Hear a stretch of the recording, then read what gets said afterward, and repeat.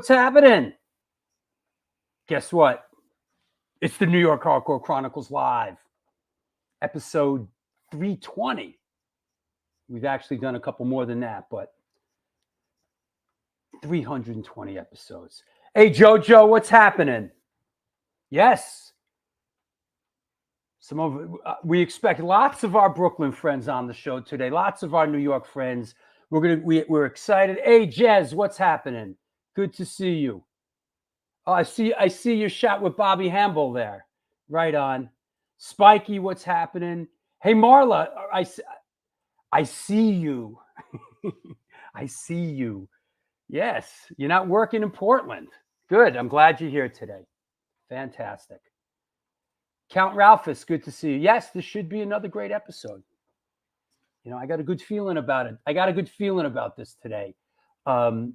I got some personal history with this guy and with this band. So, yeah. Hey, Dom. What's up, brother? Good to see you. John in London. Yeah, good. Is that right, Federico? In Norway. What's up, Drew and crew? Longtime fan of Sal here in Norway. Absolutely. Abso-fucking-lutely. Yep. I see you. What was that? What movie was that? Was that Avatar? I see you. Italy. Yeah. Well, I think Sal has some Italian heritage, so, you know. Yeah. I was in Brooklyn last night. That Jackie Robinson Parkway is a nightmare. Quick trivia question.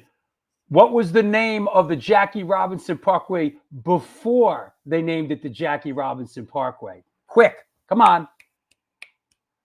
What was it called? We used to call it the Gangster. We used to call it the Gangster Highway because that's where they bring, the bodies from one borough to another. But that's right, Anthony. That's right. All the Brooklyn guys. Interborough. No, Grand Central Parkway is something different. Interborough. Yes. It's the Interborough, formerly known as the Gangster Highway. That's right. Let's go Rangers. Let me tell you something about the Rangers. Funny you should bring that up. I just upgraded my cable package today to include a couple of channels so I could watch the Ranger game, which starts in an hour. So if anybody's watching in the background, hey, Don Foos, Cleveland represent. Okay, good. All right. That said, speaking of Cleveland. Hello, Cleveland. Speaking of Cleveland. What's up? You ever been to Cleveland? I have not been to Cleveland. I always wanted to go to the Rock and Roll Hall of Fame, though. Yeah. Yep. Scott Earth, what's up, brah? There you go. Yep. Speaking of Don Foos, we got to get his band back. Yeah.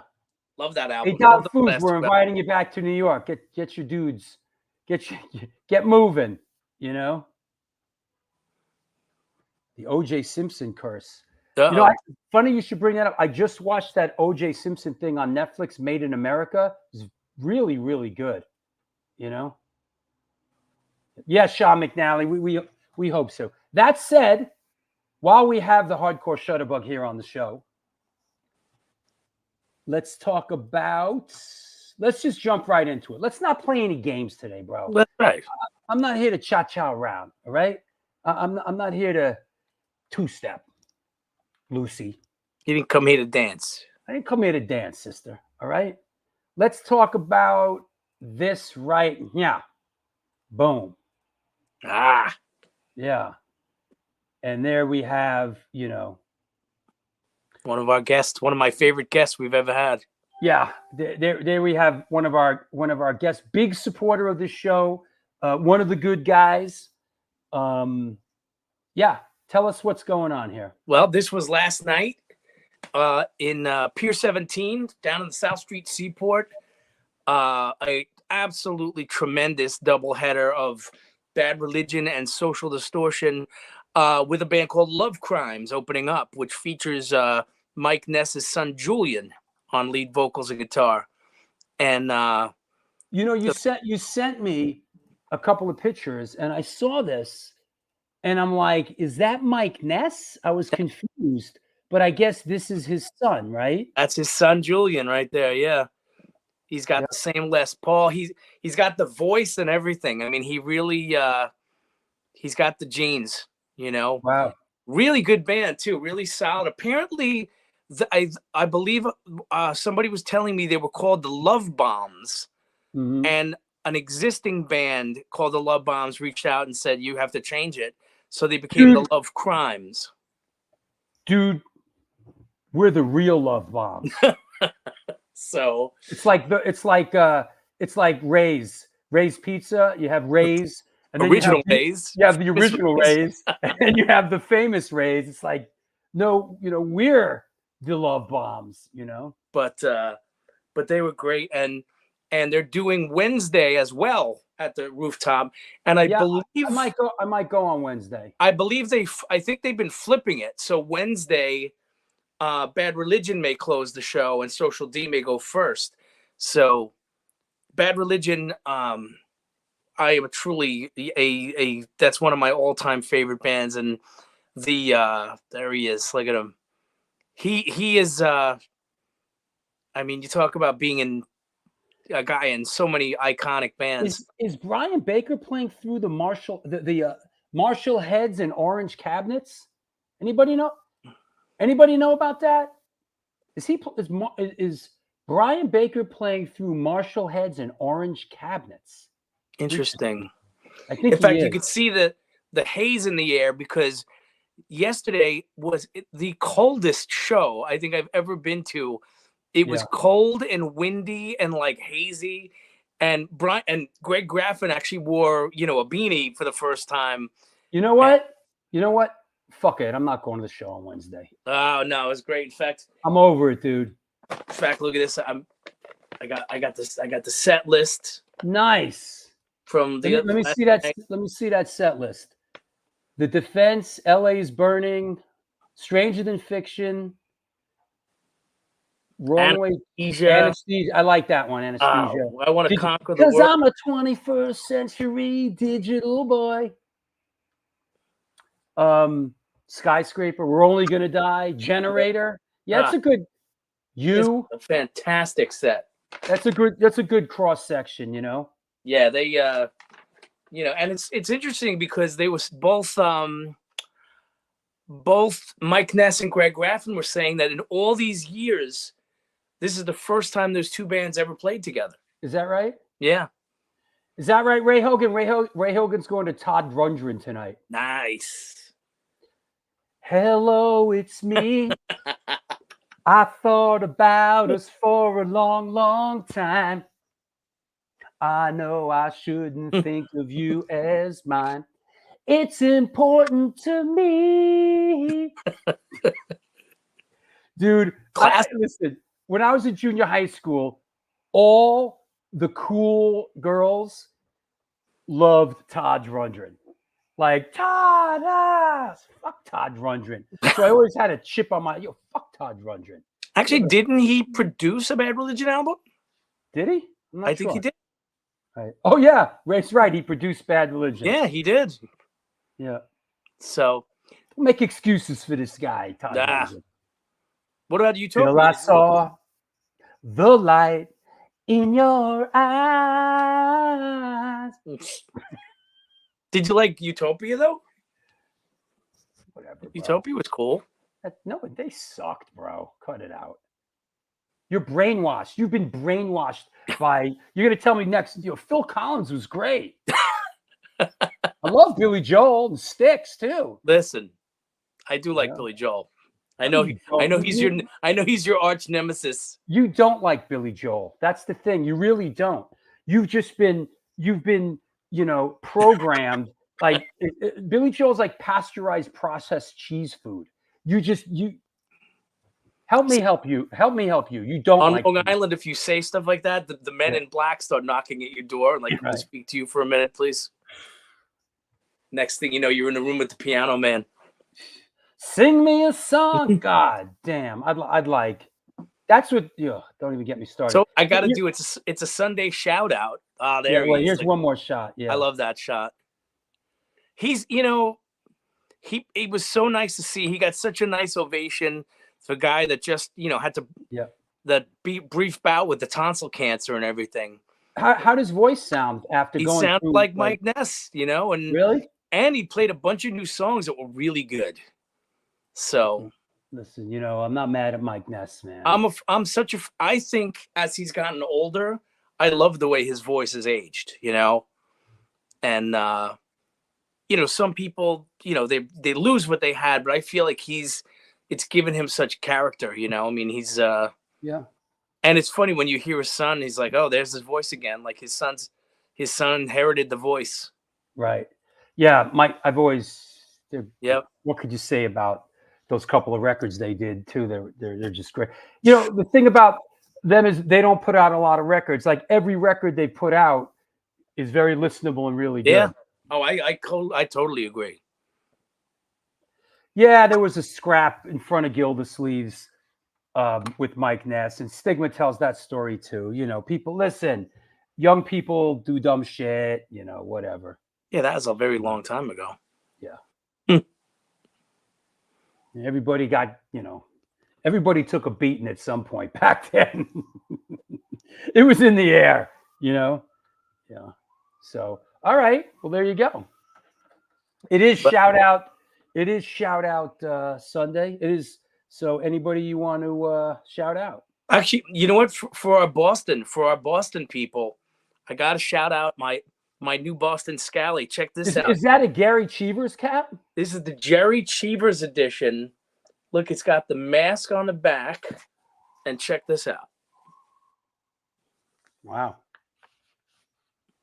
And most importantly, it fits on my enormous melon. There you go. And that's saying something. All right. I believe someone once called it the all-encompassing. Someone from the band I was in at the time. Yep. All right. This is awesome. I got a front row seat. Yep. I'll see you in the chat room. I'll see you in a bit. That is correct. This is the New York Hardcore Chronicles Live, and we are sponsored by New York Hardcore Comics, The Organic Grill, the Texas Silver Rush, DTFM, Vinyl Distro, Generation Records, Mad Vintage, and, believe it or not, 126 Hardcore Clothing. They're a streetwear brand for restless individuals who don't compromise. They're about being spontaneous and true to yourself. For years, they experimented with several printing methods and materials and collaborated with a large number of designers and illustrators, always giving room for fresh perspectives while retaining the hardcore attitude. Get in touch with them. Ramp up your game at www.126clothing.com. I got to post a picture. I just had lunch the other day with George from 126 Hardcore Clothing at the Organic Grill, and then we went to Generation Records. So shouting out George, thank you so much for sponsoring the show and being a great sponsor. All the sponsors, man. Couldn't do it without you. Debo, New York Hardcore Comics, the whole gang. Is that right? George, what a great guy, and he brought his mother. I had lunch with George and his mother. So what's up, Rich Zoller? So there you go. Let's clear the deck and let's bring our guest on. Here we go. Let me clear everything out. Make sure everything's all right in the chat room. Nobody's killing each other. All right, good. And away we go.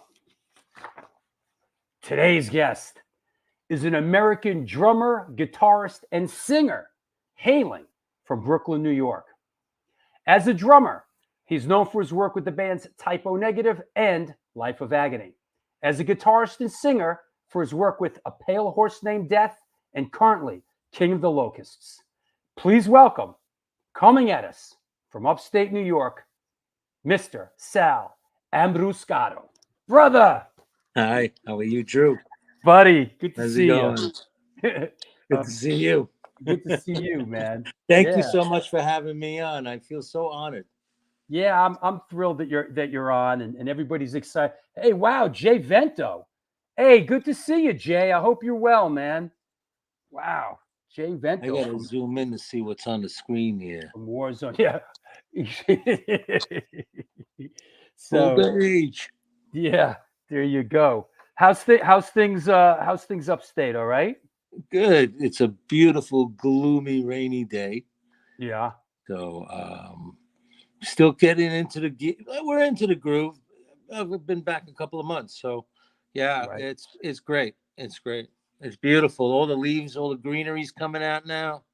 Hmm. So You nature. might, you might want to back up a little bit. Back. Sorry. Hey, there you are. There you are. Everybody wants to see your pretty face, man. Right. You know? Yeah. So let's chop it up a little bit. Let's bounce the ball back and forth. Um, how did you come up? Did you grow up in a musical household? How did music come into your life? Not at all. It was like a very rebellious thing, it was the son of an immigrant family, first American generation. Just the mere fact of buying an Ozzy album was like, they wanted to send me to the Vatican and get, reborn and re-blessed because, it was like I was a devil worshiper for being into Black Sabbath and Ozzy Osbourne. So I'm assuming this is an Italian family. yes, Sicilian to be correct. So Wow. it kind of was a big shocker. I guess the stigma at that time, all that stuff was frowned upon, but especially for hardcore Roman Catholics, Mm. From Europe, it was like they saw that Blizzard of Oz poster with Ozzy holding the cross, and it was like, oh my God, our son's the devil. Right. We got to get him exorcised, bring him to the Pope right now, send him to Rome. I'm just joking. I'm being sarcastic, but yes, true, that stigma did exist back then with all that business. Yeah, Italian, old school, yeah. But yeah, here we are. But was there music in your house? How did music start? No, Coming onto your radar screen? nobody played an instrument. What happened was I went away to a sleepaway camp. That's where I got exposed to, right? That was the summer of Jukebox Hero, by Foreigner, Sure. the whole Ozzy thing was just gearing up. It was 1980, and I got exposed and I came back loving this music that I heard. And by 11, I knew I wanted to play an instrument. Originally electric guitar, but for some reason I couldn't get that. But somehow I talked my parents into drums because I was always beating on buckets. And so by the time I was 11 and a half or something, or right before my 12th birthday, I got my first drum set. Mm-hmm. And then it was, we went from there, So I was like an outbreak. I was like an outlaw, kind of like in an old-fashioned family to break out from, because there was the family business, and in these old world scenarios, they expect the son to follow in the father's footsteps, right? So I was a little bit like no, I don't really want to do this, I'm not happy, blah blah blah, I want to play. And I was exposed at a young age. Though what really hooked me was I was exposed to that CBGB scene, that whole scene at a young age, because Louis Beato lived up the block from me, and I was apprenticing I had a after school job also at this blacksmith shop on Quentin Road. And Wow. that's actually a blacksmith shop that Louis and Peter worked at before I came along.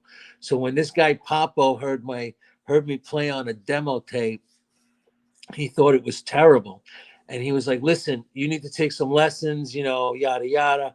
Here, call this guy Louis. He lives on 33rd, blah, blah, blah. And this is in Brooklyn. And it turned out like we were just an avenue apart from each other on the same street. Mm-hmm. And I was, I think, 13, 14 when I started then taking lessons from Louis. And he started taking me around because that's when Carnivore got signed for their first record. And I started to come along at some of their shows at CB's, with them opening up for Cro-Mags, or at Lamore's opening up for Manowar. And I was already getting exposed at a super young age to a lot of these much older people around me. I got to show you something. Louis posted a photo today, and I it saw it, just the so happened. CBGB one. Yes, Yeah. here it is right here. Like, and I thought of you. Look, like that drum Yeah. set, man. There it is. That That drum was the set. thing. That was a thing of godliness. I was so enamored. Like I was a young kid going into Peter's basement when they used to rehearse in Peter's basement. I'd arrive with Louis and I'd watch them rehearse in Peter's basement with Keith Alexander. Yeah. And I got to, it was such a great exposure for such a young, spongy mind before the drugs, to absorb being around older guys that played really great music, that were already known in the neighborhood as great musicians. You know what I mean? Yeah. Exactly. That's from the creek on the other side of Avenue U, over there Is near that in the Marine creek that Park. is that the creek that I would see from the Belt Parkway? Marine Park. Marine Yeah. Park. Right. Marine Yeah, Park. that's Right. part of it. But this is the part that goes. It goes all the way up into Brighton Beach over there. Not Brighton Beach, Garrettson Beach, Right. and it went all the way up to where Avenue U was. Not far from the mall, but it was across the street from Marine Park. Right. These and what's his name that took all the Joe Ramini is what's his that took these shots?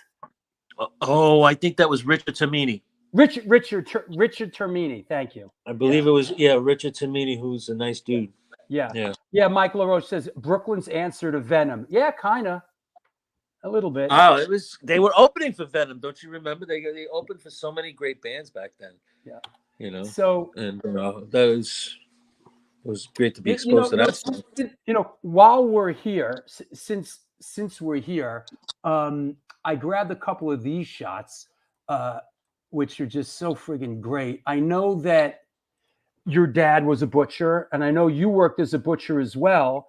Yeah, and that was the family you trade. you hipped me to these sort of the great carnivore shots. Tell That's us inside about the icebox. Yeah, tell us about this. Well, it was funny because every now and then I was like, Peter would ask me if I'd bring something for a show. He would go sometimes to the meat market in Brooklyn also to buy like stuff for the shows.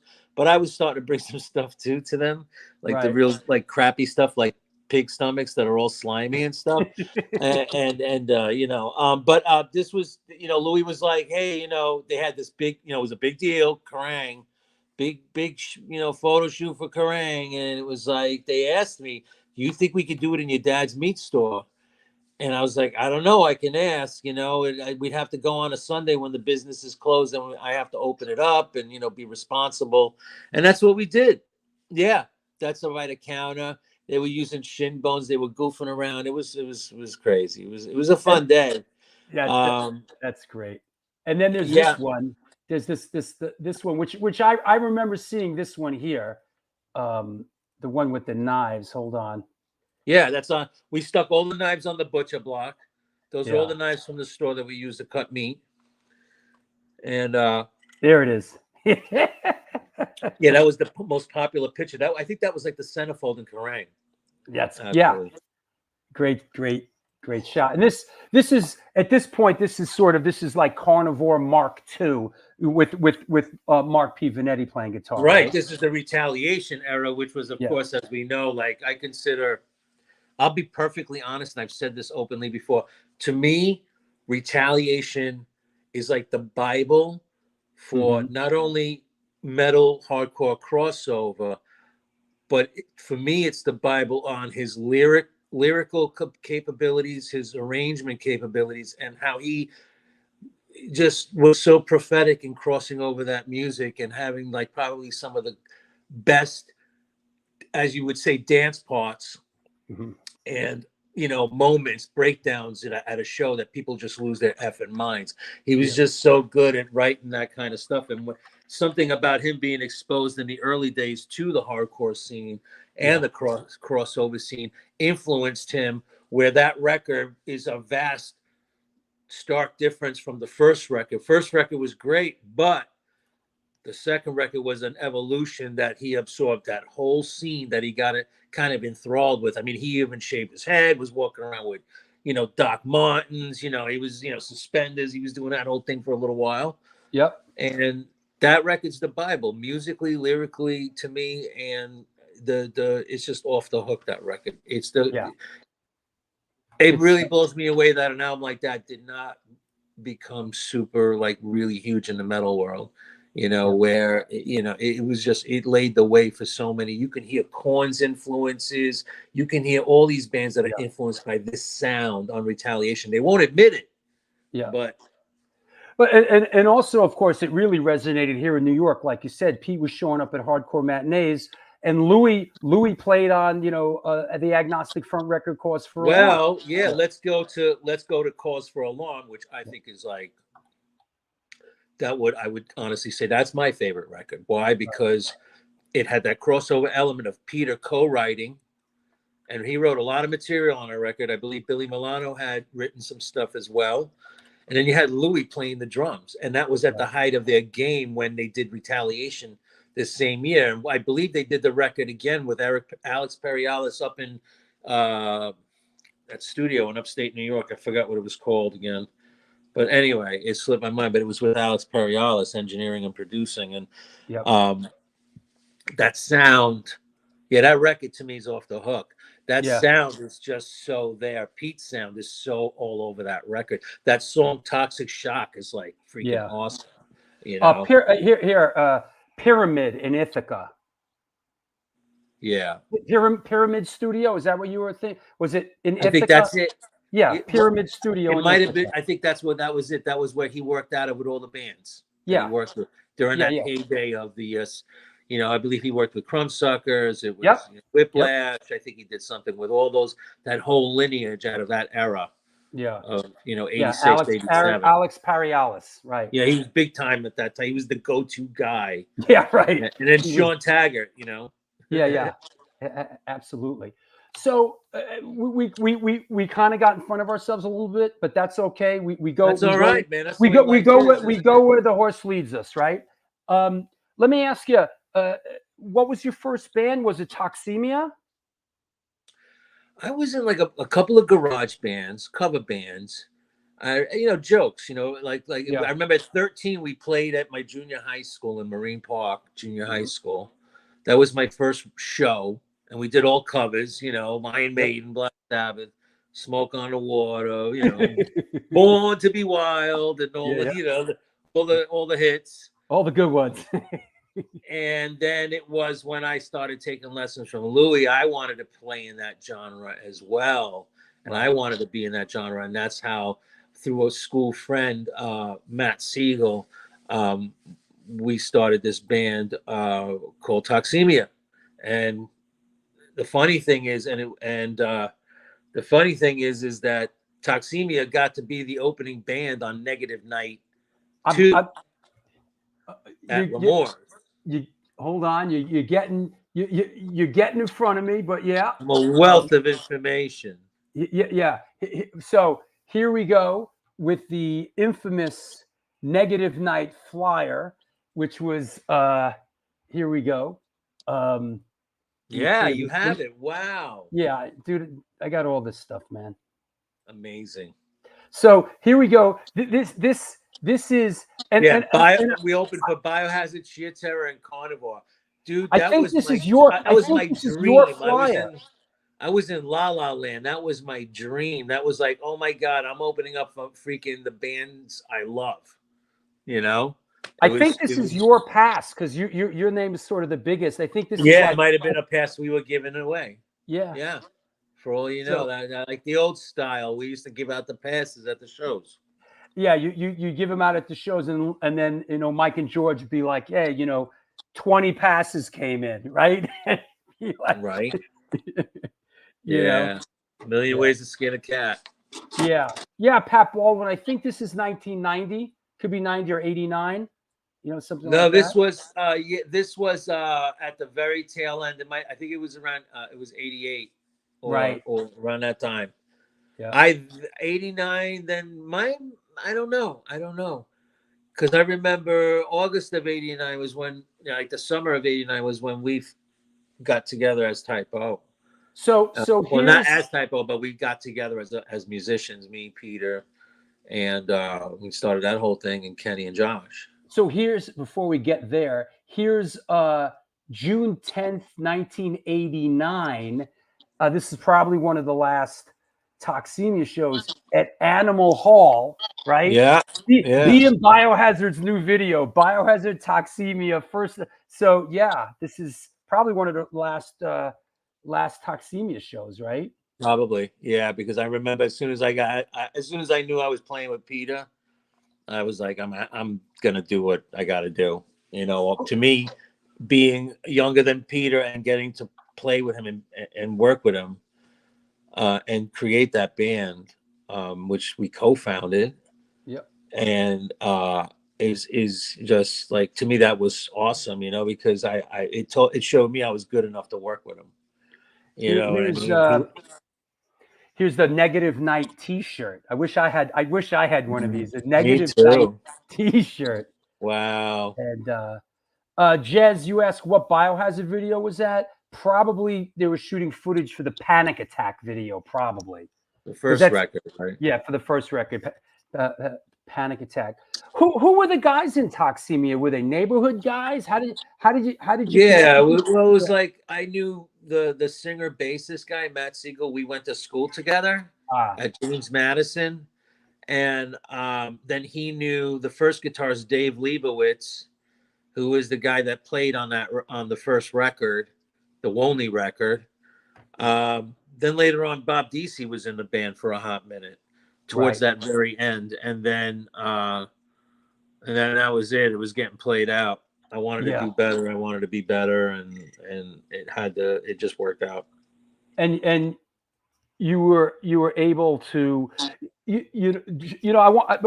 excuse me.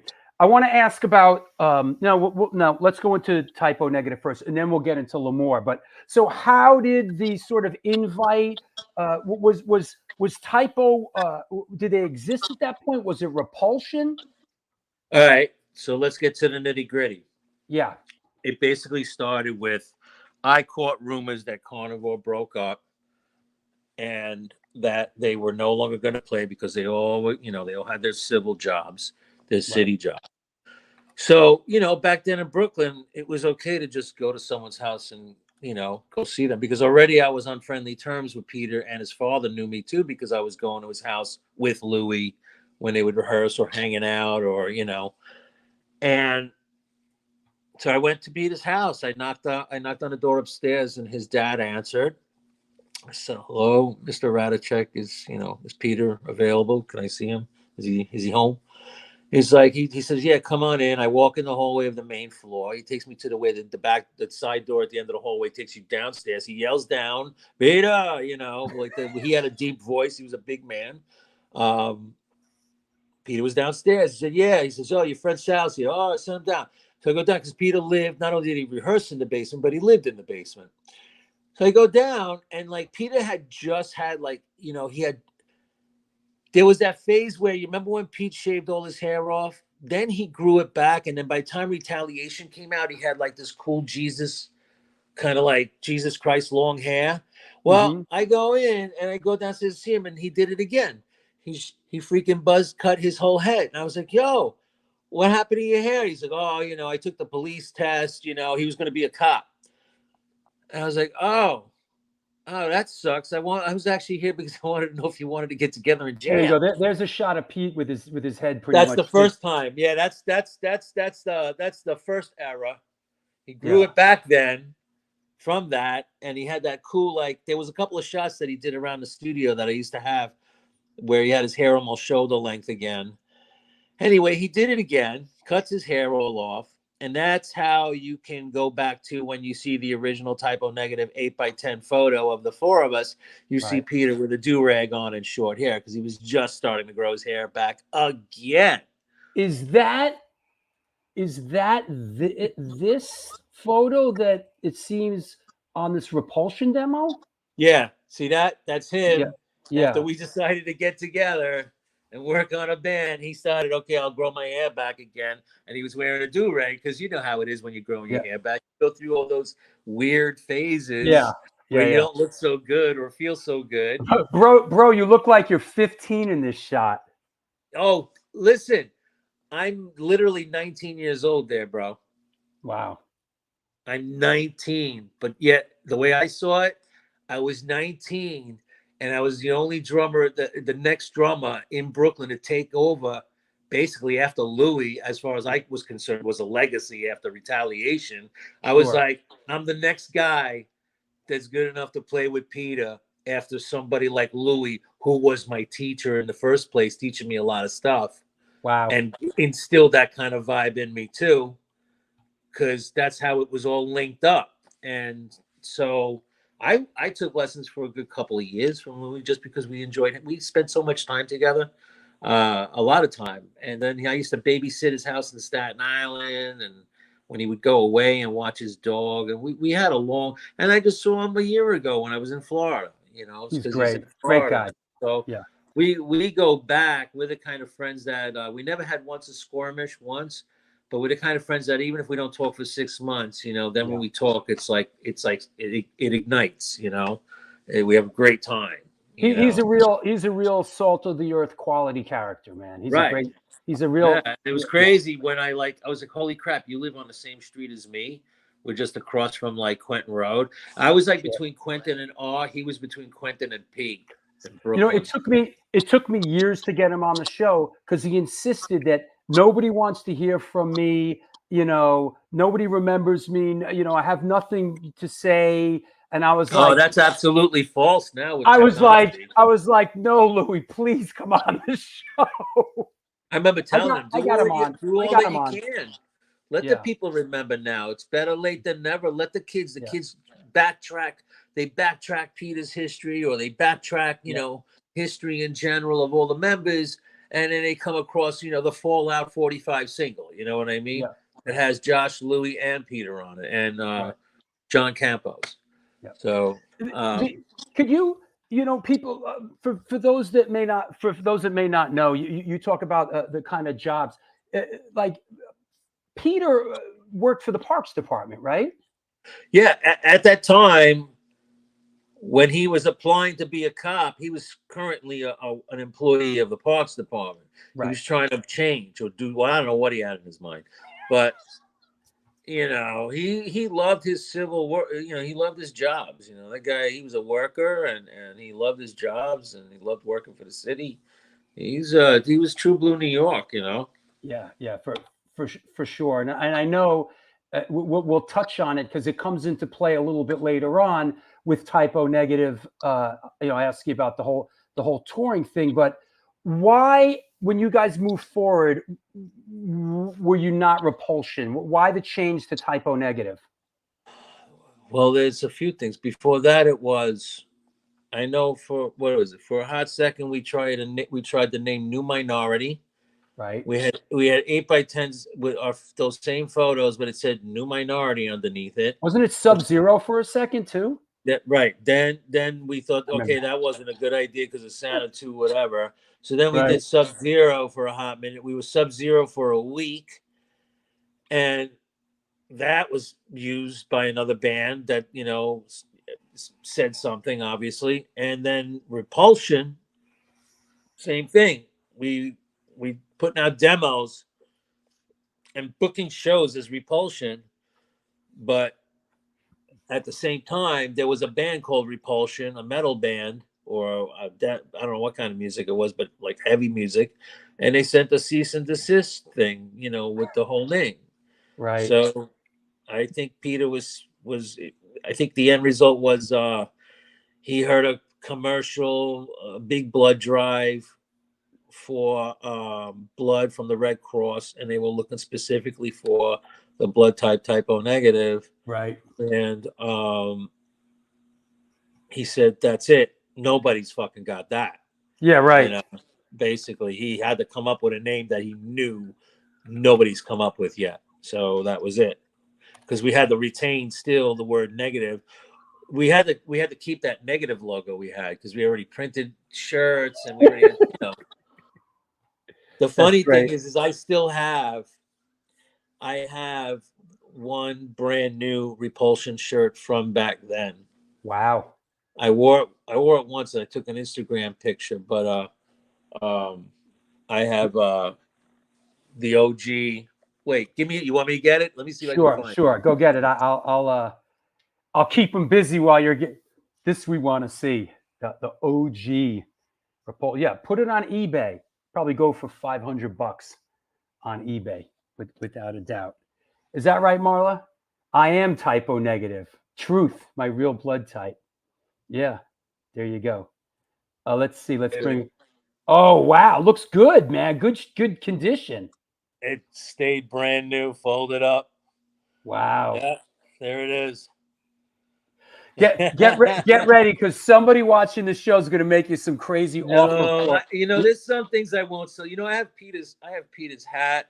I have his books. I have books that belong to him with his handwriting in it. And like, I wouldn't sell that stuff. Yeah. Some things I would, like, I sold the snare drum. I sold the snare drum to an amazing guy, and he served in the military, but he was an amazing dude. I met him in Atlanta. He was like, just name your price. It was like an offer I couldn't refuse. I sold the snare drum that was on Bloody Kisses. Whoa, and wow.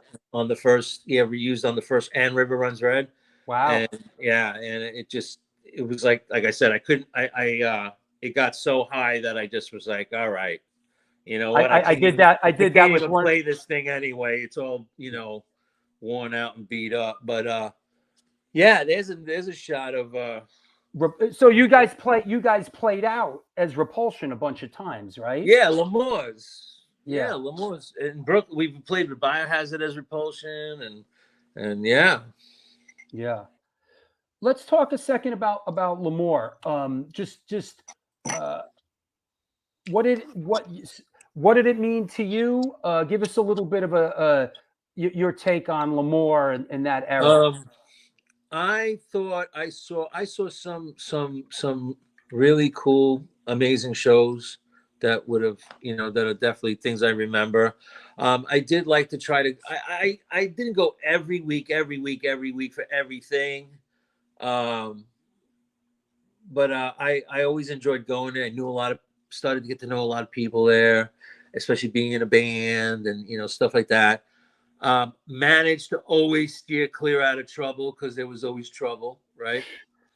And so I saw, like, dude, one of the shows I'll never forget is I watched Soundgarden on their Louder Than Love tour, opening up for Faith No More and Voivod.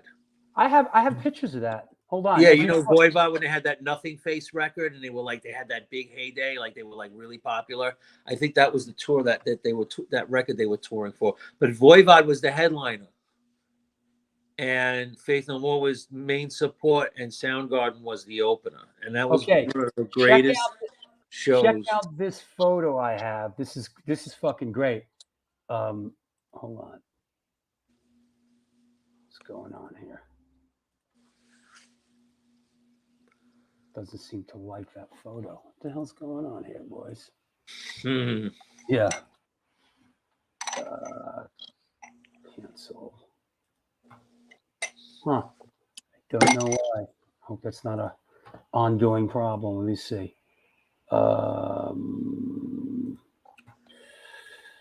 Yeah, I'll try it this way. Here's a shot of. That's the one, and he broke the duct. That's right. Yeah. That HVAC ducting broke, and he fell into the crowd. You remember that? Wow. L'Amour's was pissed at them. L'Amour's didn't know who they were. They weren't that big, that yet, and they made him pay for it, from what I heard. Is that right? Yeah, Mike and George Parenti. I mean, yeah, of course they made him pay for it. Man, I saw some of their routines. Man, it was. Oof. Yeah, that was Brooklyn in the old days. We talk about that in gotta love it. Yeah, we talk about this, in the Biohazard doc I'm doing.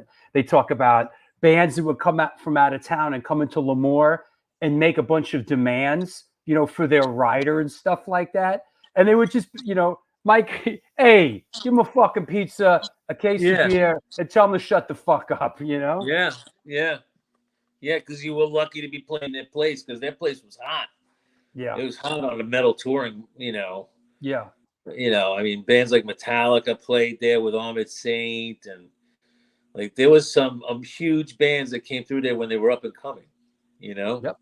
It became definitely a notorious, famous place of Brooklyn, and an incredibly violent like place. Brooklyn's Fillmore. Yeah. Like the Yeah. Fillmore in New York City, like Sure. that's Brooklyn's Fillmore. Like there was nothing that no other venue that tried to open up in Brooklyn came close. Yeah. Absolutely. It just it was So good times. let's move it forward. You join Typo. Things get. I guess sort of the Repulsion was the demo, and then you Yeah, it guys. just got remixed a little bit Yeah. for the. I think it got tweaked a little bit for Slow Deep and Hard release. And how is it safe to assume that since Pete was sort of tied in with Road Racer, Roadrunner, is that why you guys kind Yeah, of ended up? we had no choice but to continue because Oof. he was personally obligated for X amount of records. So basically, that was a grandfather deal automatically, which was cool. It was always hard to get signed, right? Yeah, So of course. we had an automatic situation, and at the same time, we took it for granted. They they were an up and coming label that was getting bigger and bigger. So from where they started to where they ended up was, and that this stuff was all part of that process. But Yeah. yeah, we were grandfathered into the deal. I think there was just like a little stunt shoot thing of showing us at the office from signing when it was just all, I think it was all made up.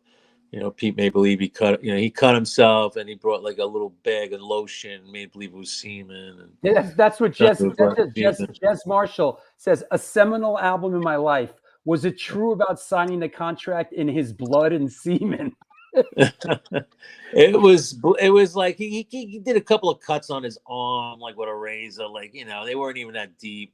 A couple of little drip drabs of blood, a couple of drops, and he had like a little zip bag, like a dime bag, or one of them like seal meal bags full of lotion, like some kind of white lotion. He didn't Oh, actually. that's great.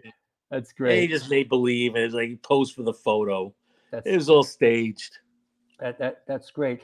One thing I of course, how can I not notice about Slow Deep and Hard and Origin of the Feces and Bloody Kisses, and is that basically they were pretty much produced by Josh Silver at Systems 2 Studios.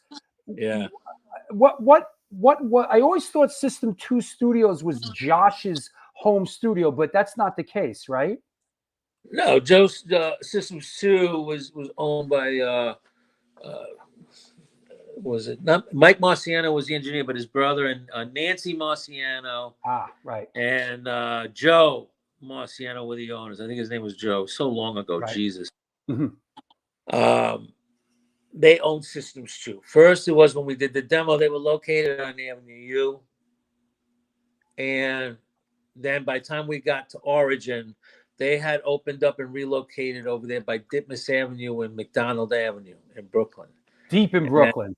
And that became where we did Origin, we did Bloody Kisses, and then of course then Josh and I were there for River Runs Red, and we also used that studio to record Ugly as well at Systems.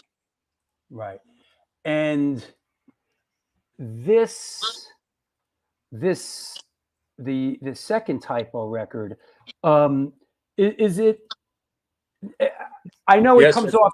It comes off as a live. What's that? Yes, that's Pete's Asshole. Pete's Asshole.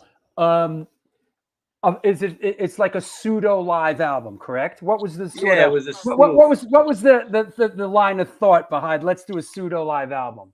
It was because of all the calamity that happened in Europe on our first European tour, where we were getting canceled left and right and getting death threats and bomb threats because the wild left were calling us fascist Nazis, and because of the lyrical content of Carnivore's Retaliation, and at the same time we had a song Waste of Life that was also on the record written as Der Untermensch, and so. Right. It turned into such a shitstorm after Slow Deep and Hard, trying to tour over there, that I think we were there for 2 weeks and we only got to play like 3 shows or maybe 4, but everywhere we were. And then the shows that we did get to pull off, there was nothing but riots between left and right and skinheads and all this stupidity, all this, nothing that I or anyone in the band wanted to have anything to do with. We were just like, they had the audacity. There was a press thing set up in a hotel in Berlin because we were not allowed to even go on the street in Berlin because they had flyers up about, with Pete's face on it, like, get this guy, public enemy #1 kind of stuff, Nazis in Berlin. This is the insanity, right? So we're like cooped up in a hotel, and there's like these press people doing like a press thing, and we're sitting at the table, and like they're asking Josh. They asked Josh, well, Mr. Silver, are you a Nazi? And he's like, how I'm can I be a fucking Nazi? I'm Jewish. Jewish. And the report, the journalist comes back and says, well, there is such a thing as not Jewish Nazis. And we just were like, man, we were just dumb. We couldn't believe at the how misconstrued, like how mixed up the lyrics and everything got taken like the wrong way. Yeah. We were just a bunch of kids from Brooklyn playing heavy, angry music, and all we want to do is play a show. They and take it smoke literally. weed. They take it literally in So Germany, literal, man. Drew, that it Oh was God. actually scary at moments. It was scary. Yeah. And like promoters were canceling left and right because they were getting their lives threatened. The venues were getting threatened to be torched up with Molotov cocktails and bombs and blah, blah, blah, blah, and all this stuff. And it was just nuts. But boy, was it an experience. And I lived to tell it. And you can't buy that shit. You can't make it up. Yeah. You can't. That's priceless. Yeah. That's MasterCard right there. That's MasterCard because that shit's priceless. Absolutely. And like I could say all the stories just from that tour, and people would not like they don't even know how to believe it. It's just it was calamity, one thing after another. So yeah. Let's talk about this utter masterpiece. I mean, and doing my homework and doing my stuff. I mean, this is the first of the two really iconic albums that you drummed on, really within the same year, I think. For the most part. 1993. Incredible. I actually tracked. We did tracking in February of '93 on Bloody Kisses, right? And so like we kind of got into it went into like March, and then the same moment Josh was working on Life of Agony's record, but there was a little hiccup at the label. They didn't like what they were hearing with the pre-production demos. So they decided that they needed to change the drummer. So Josh asked if I would be interested doing it all over again. And it actually was done during May of '93. And I only had 3 weeks to listen to all their demos, learn their songs, work with Josh. Josh would work with us in the rehearsal studio, kind of with arrangements and stuff and tweaking like stuff. And we changed a bunch of stuff from the demo versions to the record versions. And that was an under the gun session where, like I said, 3 weeks to get that whole record vibing right. And then we recorded it at Systems 2. And we're talking about this record, correct? Yeah. Yeah. Yes, sir. This is, yeah. So before we kind of do a deep dive into that, let me ask you about Bloody Kisses. I have a little bit of a personal history with it, being that Absolutely. I produced the Black #1 while you were making this, and Josh was producing it, and like I gotta say, I'm somewhat in awe of Josh's production techniques, man. I mean, yeah. The stuff that he did on anything with Josh's name on it, and I know he's not in the business anymore, but It's all the stuff I hear that he did, whether it's the Typo Negative, the Life of Agony, the Sheer Terror stuff that he produced, is just he really puts a stamp on it. When you were doing Bloody Kisses, did you feel like you were onto anything special? Could you give us some perspective on the recording of this record? We knew we were onto something different. We were going out a lot every week, we used to go to Limelight all the time. We were hanging out in on McDougal Street at the Scrap Bar. We were going to the Pyramid Lounge all the time. We were always at Alcatraz. We were at all these bars and these little goth spots in Alphabet City and, all around and stuff. And like Peter really loved that whole thing, he liked the girls. He liked the whole vibe. So he was getting he was impressioned by, seeing these girls going to these kind of like dark, dingy little goth clubs and watching them with their clove cigarettes, dancing with these black lacy dresses, whatever, that whole spiel, right? Yeah, yeah. And he really was in love with all that. And he started kind of, that's kind of like Black Number One was us, kind of like him making fun, like all those girls, that's what they did. They dyed their hair Black Number One. And he would ask them, he would walk right up and say, excuse me, but, what color is your hair? Right. And Black Number One, and that was his pickup line or something. You know what I mean? Right. And That's great. so we hung out a lot. Yeah, there was like that Sunday night at Limelight that was all like a lot of the goth chicks upstairs in one of those rooms dancing all the time. For that, those girls in the video are from one night being at Limelight and him inviting them. Some of those chicks that are in the video that you produced. Yeah. Dancing in the video. I'm trying It to was a download, handful. trying to download the video, but that Oh, said, yeah. But that said, when we, just talking about, and throw this in there, of course, Bloody Kisses, for those that may not know, was the first album ever on Roadrunner Records to go gold. Yeah, that was mind blowing. Yeah. That was mind blowing. It was awesome. Yeah. First Roadrunner, first thing on Roadrunner, and which eventually now it's platinum. But it blew me away to get that it's platinum and receive a platinum plaque for it. It was like incredible. Wow. Yeah. Okay, at least I died with something I did. That I was part of. It was still, no matter what, being part of all these great records is what I take with me. I'm not gonna. There's when art is art, and so you can't have any kind of art is that was art, and all of it was amazing to be part of it.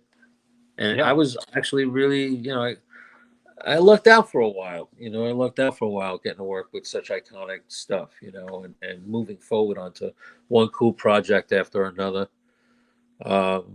Is that right, Federico? Black Number One video on YouTube has 34 million views. Yeah, that's wild. That's awesome. I didn't know that. Holy moly! Yeah, I'm downloading it now so we could put a little bit up on the screen, just so we could sort of relive it a little bit. But did you feel like I mean, as the thing's downloading, but of course, I just remember you guys, just the momentum started building, man, and things just started rolling. It must have been a very exciting time. Yeah, who knew? I was already, I left the band. I left the band after Button Heads, spending a year of butting heads about touring and going 110%. So I bailed because I was working with Life of Agony, and they had 10 months of touring ahead of them. And I was just like, at that moment, like, okay, you know what? I'm just going to switch. I'm going to do, because I was young. I wasn't getting a civil job. I wasn't going to work for the city.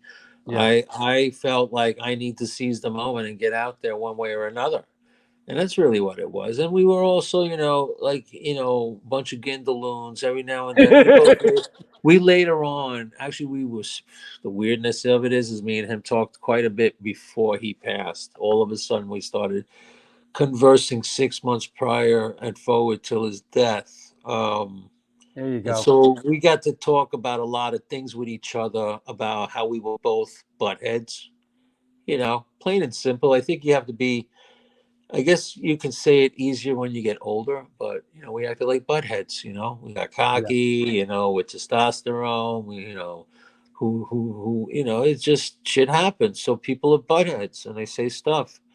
They say stuff a lot of times they don't really mean, but they're just lashing out, and saying stuff just to heat of the moment. And then what happens? Then people don't talk to each other no more for a while. So I think you start weighing in on those things when life gets shorter and shorter, and you start saying, some fights, were stupid, and they were not necessary at all. But, he was very difficult, and he was we did that tour with Exploited and Biohazard, and the rest of Right. us, we were gung ho, fucking kicking ass every night. Danny was sharing his drums with everybody, and we all were just having like it was chaotic, with Waddy, but otherwise it was another like monumental one of those tours they talk about that's legendary now because not enough people saw it when they had the opportunity, so now they talk about it. Yeah. So Is he is complained about flying home. He was always threatening every day, I'm gonna go home, I'm gonna go home. And it was like, oh God, here we go again. Here were we you in go the again. were you in the band when you guys got those Motley Crue shows and he was sort of wasn't that No, no, you were out by then? no, I would have been cringing, to be honest with you. I would have done it too, though. I mean, it was all about, getting bigger, but Yeah. there was a little bit of a sellout thing with the whole. I wish personally he never did Playgirl. I thought Mhm. that was he regretted doing it to. He regretted it himself because Right. his mom found out about it, and he Yeah. actually, wish he never had done that. But he got caught up in the heat of the moment again. Testosterone, ego, of course, good for the band. Sell more units. I But I was always under the impression that Pete didn't want to leave his job at the Parks Department and I just did. held on to that and would Up to the call in. last minute. He took Yeah. vacation time. Yeah. He took vacation Yeah. time to do the Exploited tour. Right. He was Yep. driving the rest of us crazy. Who we would die hard, like we were ready to do it for real. Like we Yeah. were just all about it, 24/7. We were rehearsing all the time. We were tight as a machine. The band was just this wall of sound. I mean, we were wherever we did play, we fucked people up, with just that wall of sound. It was really. Um, but again, having a lot of angst, wanting to get out on tour and wanting to do it, and you're 19, well, you're 21 at that time, 22. I was about 23 when I did Bloody Kisses. So Mhm. yeah, I think it was in December, right before 94 was when you know, and hindsight's 2020. Like I said, we were both buttheads. Maybe, it would have been different later on, but hey, you can't cry over spilt milk. Yep. And I consider it a blessing that at the end of the day, I'm the guy on that record. So when they listen to those drums, they're Those listening drums. to me at the prime of I was at my prime in 93 because to blast out those two records the way I did, I should have stayed on a roll. If I was one of those networking guys, I'd be like a studio guy running Right. around and stuff. But I just didn't know how to I wasn't good at the bullshit lingo. So, Mm. You know, standing at the bar all night drinking a beer and having that make up for lack of talent. I just was more about talent and laying low. yeah, I just want to say that to me, and I don't mean this as a slight to anybody that played in typo, after you or anything like that. But I'm sort of a drummer kind of guy, like drummers make bands to me, and Oh, I you was a can't be a good big band without a good drummer. big fan of the Clash with Topper Heaton, big fan of Absolutely. Guns N' Roses with Steven Adler, Absolutely. Yeah, yeah, and yeah. I just always loved your drumming on Thank you, those three sir. typo records, and I feel like part of it is because uh, it's live drumming. It's It the was it drums. was raw, it was emotional, and it was Yeah, live. It was not programmed. it was not programmed. I can because I re-listened to everything doing the show, but you had a great drum sound and you could play tight and fast. Yes, sir. You could. Back then. Yeah. Yeah. No, but to me, one of the Thank you. people look upon this record as it's great, the goth stuff, this and that. I love the tight and fast stuff on this record. Kill all the white people, Yeah. all that stuff. It smokes, man. Well, And Kill All the White People kind of touches on that first record, Angst. yeah, That's one of those songs that yep, kind of held on to some of the roots. yeah, I loved it too. That was Peter's frustration at that time with Mayor Dinkins. right, right. Remember? Good old Dinkins. Yeah, Ah. yeah, yeah. Um, Oh, People would just never survived in this climate now. here's a technical one. Did you play to a click on that stuff? Yeah. No, Nope. no. A little bit of push and pull. There was always a little No bit of push click. and pull. No click. Pretty A little bit of push steady, and pretty pull. steady, but a little bit of push Yeah. and pull, which is like, you know, that, but not even that much. I had to do more of that on River Runs Red with push and pull. Right. But a lot of the changes in typo were a little more mathematical, where I knew if I was playing double time, I was going to cut right in half and do half time. Right. And nothing, not in between.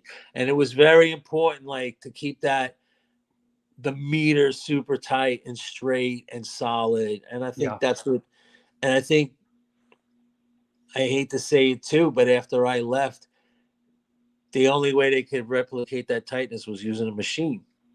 Yeah, and in no way, Michael. Oh, it's just, that's it. You know, I heard the horror stories from Josh. There's no slag here on no slag on Johnny Kelly or the band. No, it's just that they wanted it. They loved that steadiness so much that they wanted to continue that tradition. The only difference was it wasn't a live guy doing it. You know. And Super Strike. Still, I think honestly, like October Rust, great record.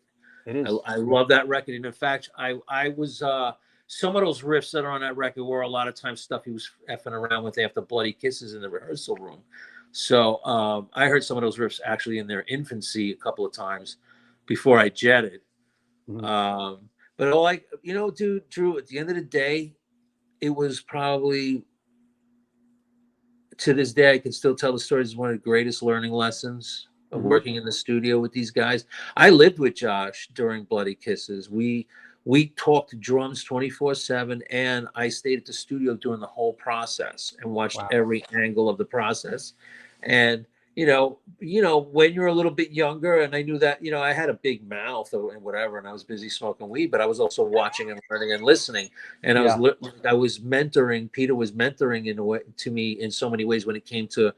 He was the reason why I started playing guitar during that time. I picked up the guitar when I was like 20 years old, you know, like fucking around with it and playing, jamming, whatever, fooling around. Then I started working on my ear, and I always kept it in the closet and just never told anybody, but I always privately was working on stuff in my head and trying to make myself like orchestrate.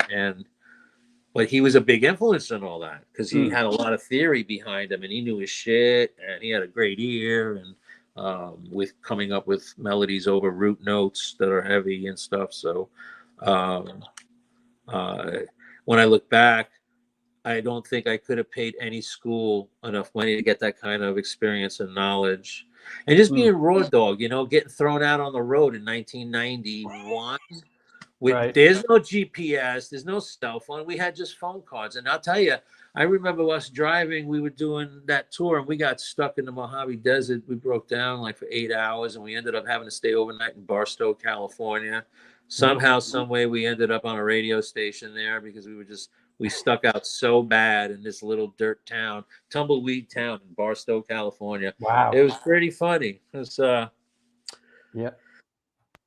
lot of adventures. You know, we're here to live to tell about it is a wonder at times. Let me point out to those that may not know, you know, talking about you and Peter's friendship, you turn up on later on the 2003 and Life Is Killing Me. You did some background vocals, so you guys, you know, you were still everything, you know. I did a lot of other behind the scenes stuff with Josh, and I helped him out on a lot of times when he was in a bind with them. With those machines. So, you know, sometimes he needed inspiration or someone to hear an objective ear. So I would come over after work and help him out too. Is there anything, and you've probably been asked this many times, but is there any kind of, anything you could say about Peter that like, that people might not know about him as a person, as a personality, or something that you kind of cherish in your heart about him? He was a good guy. You know, he was a sweet guy. He had a good heart. You know, at the end of the day, he had a good heart, but he was also very vulnerable. He was vulnerable. He knew deep down inside becoming successful was going to be, his demise. Because I'll tell you, one thing I did see from being on the outside of Type O Negative, watching the deterioration that happened over the years, people used him. He's a nice guy. He was generous. He fucking used him. And everybody was using him. Even his own band members were using him because he was a workhorse, and everybody tried the best they could. He had a very bad problem. And I know everybody tried the best they could, but it was too little too late. And, I remember talking to him literally 2 weeks before he passed. And he told me that all he had left was $3,500 to his name. Oof. So he died basically in Pennsylvania, like alone in a way. Mm. Yeah, he had his girlfriend, whatever. But all the way out there, everybody dissipated when the good times were over. Everybody dissipated when the drugs were over because he had to be sober and clean. He was clean for 9 months when he died, and when he told me that, it was like, I let my, and he told me people that I'll never name. Yeah, But no he need told to me do that. people, Yeah. he told me people that he lent money to people that people never paid him back because he had a good heart. Friends took advantage of him. Right. And it's just shame that it ended like that for him. Had he gotten maybe went to doctors on a regular basis too, maybe he could have. But again, the damage was done. So Yeah. But that was the side of Pete, was that he was a good guy and a prophetic artist, a prophetic lyricist. Had a vision that went 3 steps ahead of everyone else. Yeah. Brilliant guy. Very smart guy in a lot of different ways. Not like Dr. Book smart, but smart in other ways, artistically, and the way he saw things and interpreted. He was very intelligent. And like Super Strict says, Peter will live on forever through his music. Absolutely. His music so incredibly unique and powerful, and Yeah. still reverberates all these years later out of Brooklyn, New York. Really incredible. Really incredible. Yeah, it's funny because you'll mention his name in San Diego, California, and they'll be like, "Oh my God, Type O Negative," So Yeah. he did get it. The recognition he got for his great songwriting was totally, just and well deserved. It was everything else that followed that success that was probably not good for him. Sure. And but I'll tell you, he left a mark, like they all do. Jim Morrison, Kurt Cobain, Janis Joplin, Jimi Hendrix. He's there with them now. He left that kind of level of a mark. Just like, these younger generations are going to look back in time, the ones that never got to see him live or that are born after his passing, they're all going to look at him like Jimi Hendrix or, Jim Morrison level, Yeah. I think that would be nice that they remember him that way. Yeah. Hey, let me take a sponsor break here for a couple we'll minutes. take a piss. I'll take a sponsor break. You take a piss. We'll come back. Let's talk about the Black #1 video. Let's talk about Life of Agony Ugly, and let's talk about A Pale Horse Called Death. I'll see you in a couple minutes. All right. That's right. It is the New York Hardcore Chronicles Live. Sal Abruscato on the show today. Good to see all our Brooklyn friends out there, Dom and everybody else. I hope everybody's enjoying the show at least half as much as I am doing it. This is a good one. Maybe we'll go a little long today. Get your questions. Hey, Brian Sullivan, please get Josh Kenny on the show. I've asked Josh. He's not interested. We respect that. Kenny says he'll do it, so we'll get Kenny. We'll get Kenny one of these days. Let's do a little sponsorship stuff. We'll come back. We'll talk about some shows, and we'll bring our guests back. Since 1992, Generation Records has been a mainstay of the New York metropolitan area music scene.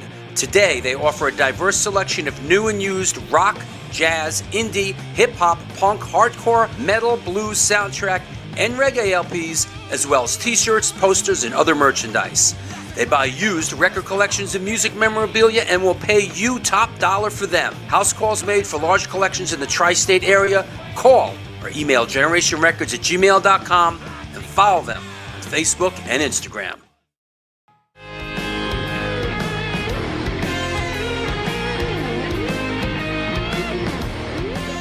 Will that be cash or in debt? Do you mean debit? Yes.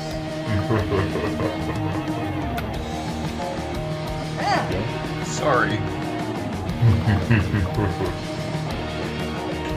Another eternally satisfied customer.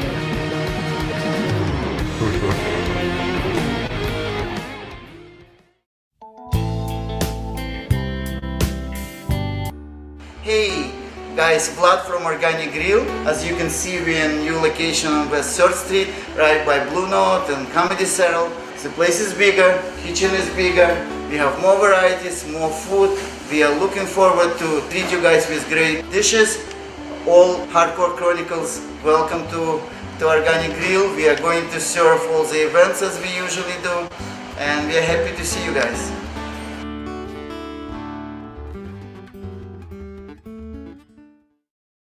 Peace, what it do? Welcome to NYHC Comics at 117 Main Street, Dobbs, Surrey, New York. I'm Debo the Pro with my homie Lee Farley. Welcome to the spot.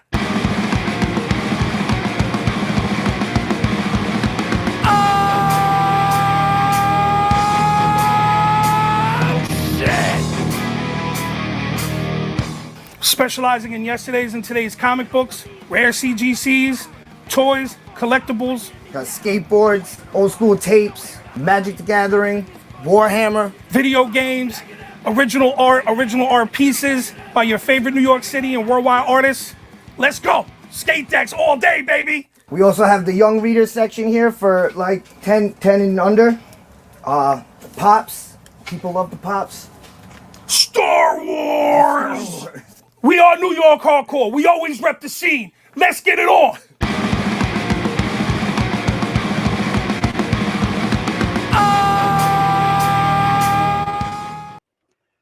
And we're back. Smoking. Hot out of the gate on this Sunday. This is the New York Hardcore Chronicles Live. Hey, let's talk about some upcoming shows. 1 week from today, our old friend Peter Spirer will be on the show. He has a new book out called The Book of Rhyme and Reason Hip Hop 1994 to 1997. But we have a special history with him. We did the Propane Pound for Pound video together back in the day, and he is the executive producer of the Michael Alago film that I did that was on Netflix for a couple of years. He played in Z Toys. Interesting guy, film director. That's happening a week from today. 2 weeks from today, come on now, Steve Hansgen from Minor Threat coming on the show. Always excited when we have one of the Minor Threat guys on the show. Sunday, 3 weeks from today, it is the Castle Fights reunion with Gary Muttley from Billy Club Sandwich and Phil Vibes from Irate. Wednesday, May 29th, drummer Chris Enriquez will be on the show. Sunday, June 9th, 4 weeks from today, old school New York Hardcore represent from Even Worse and the publisher editor of The Big Takeover, Jack Rabid, will be on the show. This has not been announced yet. You hear it here first. A very interesting show here. Gabe Califf from the band 1876. They have how do I explain this? It's powwow punk rock, American Indians, the whole band, and they're doing like something really unique and really cool. I'm really excited to have them on the show. This is something a little bit different, but you know, it is. I think they're Cree or Blackfoot, and this is going to be. I just booked this, so very excited to have Gabe on the show from the band 1876, powwow punk rock, indigenous punk rock. Very, very, yeah, man, they are great. So very excited to have Gabe on the show. Also want to remind everybody, please support the show. The show needs your support. The show exists because of your support. There is a Patreon page. Please, if you can join it, there's a $2 tier or $5 tier, whatever. What's important is that you support the show, please. Want to shout out Andrew Jones and John Steinheimer. My latest patrons, your latest patrons, our latest patrons. There's a PayPal address there. There's also a super chat function. You could, if you do a super chat during the show, ask a question. It comes through in color. You go right to the front of the line, and we'll ask our guest that question. If you're watching the show on rerun, please subscribe to the Stone Films NYC YouTube channel right there. Also, follow me on Instagram. Follow the show on Instagram. It is on Instagram at Stone Films NYC. Pick up your communication device right now at Stone Films NYC. Go to your mother's pocketbook. Go inside. Take out the green pieces of paper and mail them to Drew Stone, 340. Remember that? Remember when Soupy Sales got in trouble for that? That said, let me make sure everybody's okay. I don't know. Listen, I don't know why the Alago film's not available in Arizona. You should be able to dial it in Florida, excuse me. You should be able to dial it in. Yes. All right. Good. Everybody seems to be behaving themselves. There are no human sacrifices in the chat room. Let's bring back our guest, Sal Abruscato. Buddy. Hey, so let me see if I can get this going here.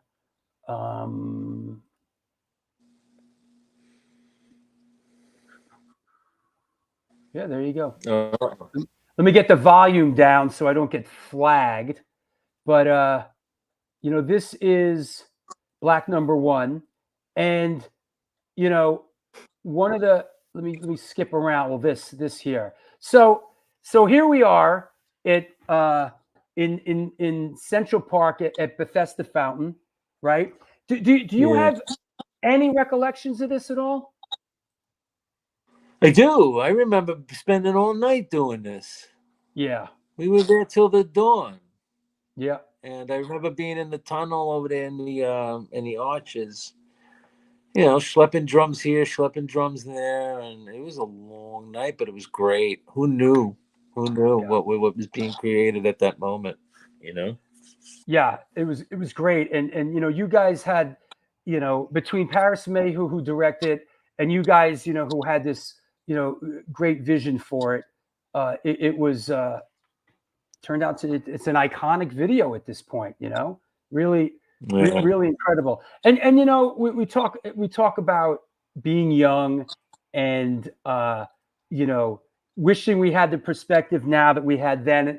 And I certainly feel that way about that video. I was young. There was a lot of things, whizzing by me. We were, me and Paris were super busy going from this one to that one. And, that kind of happened in a flash. And I know,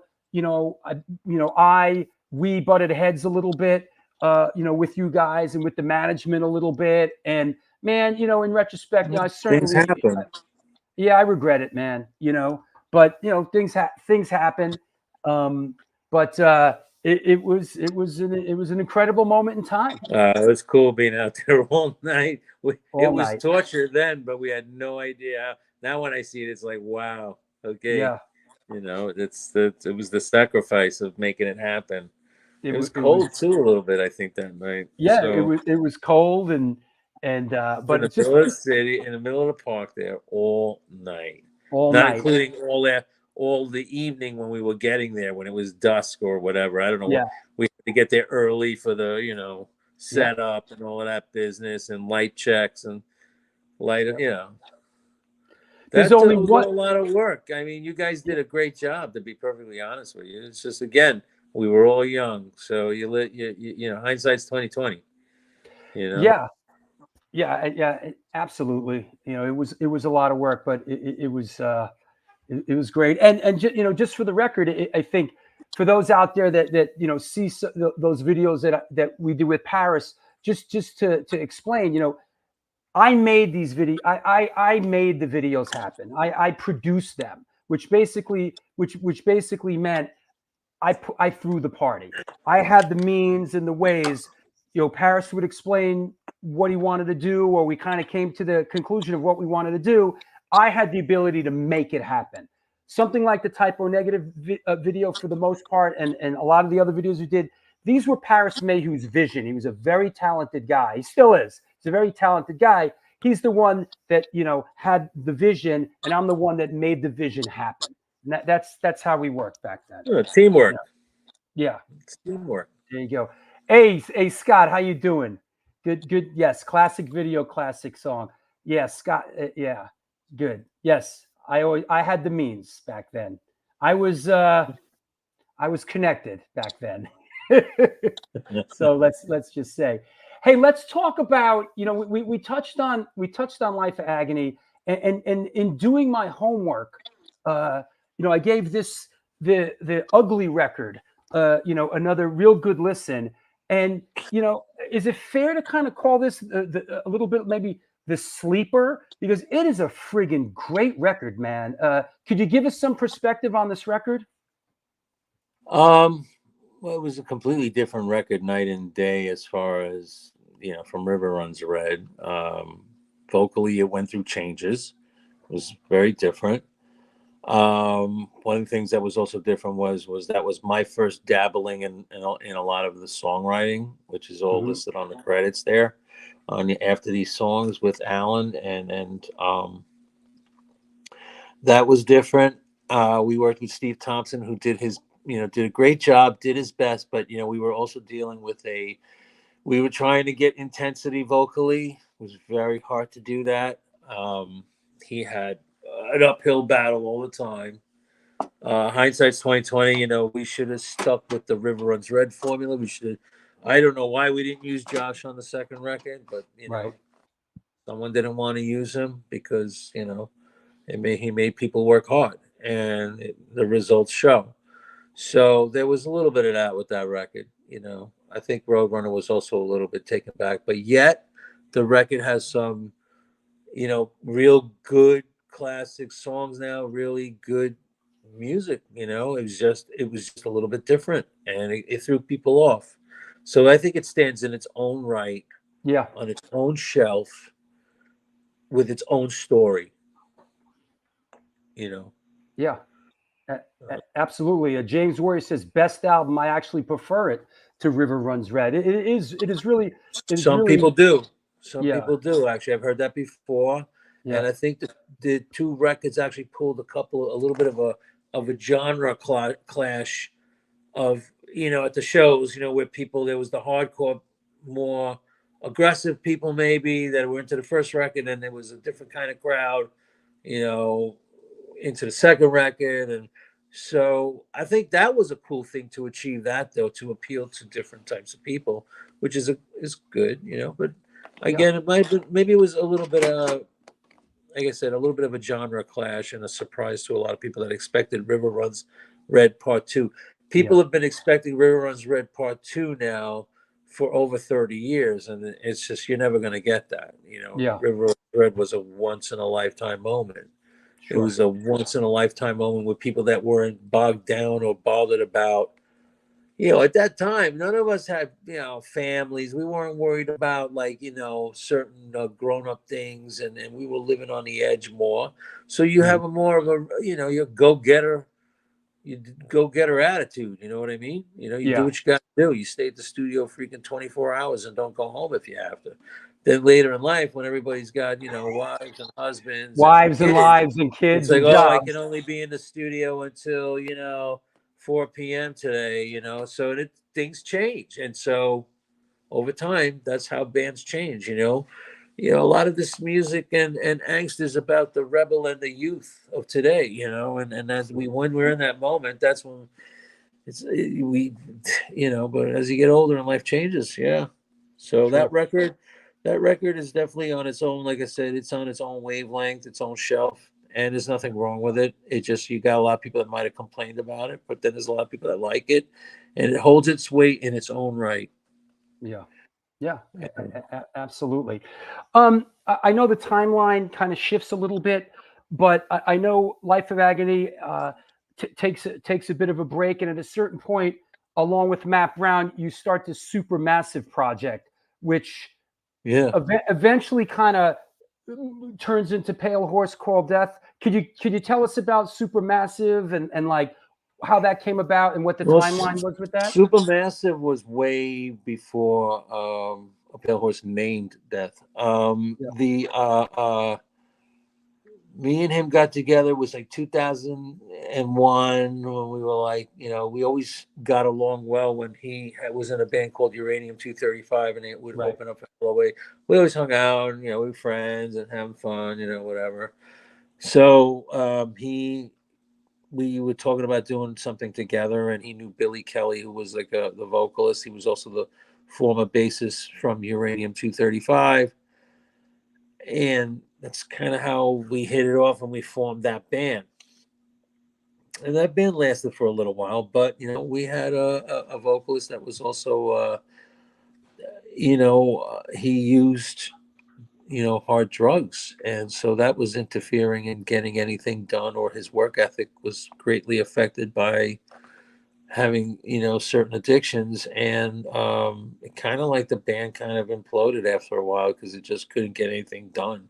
And then he ended up becoming like Pete's bass tech, going on tour with Typo Negative, which also brought him to his demise, where he got further into his drug use. And then I remember I had Matt Brown with me on an LOA tour in Europe because he was teching for Joe, looking at, making some money.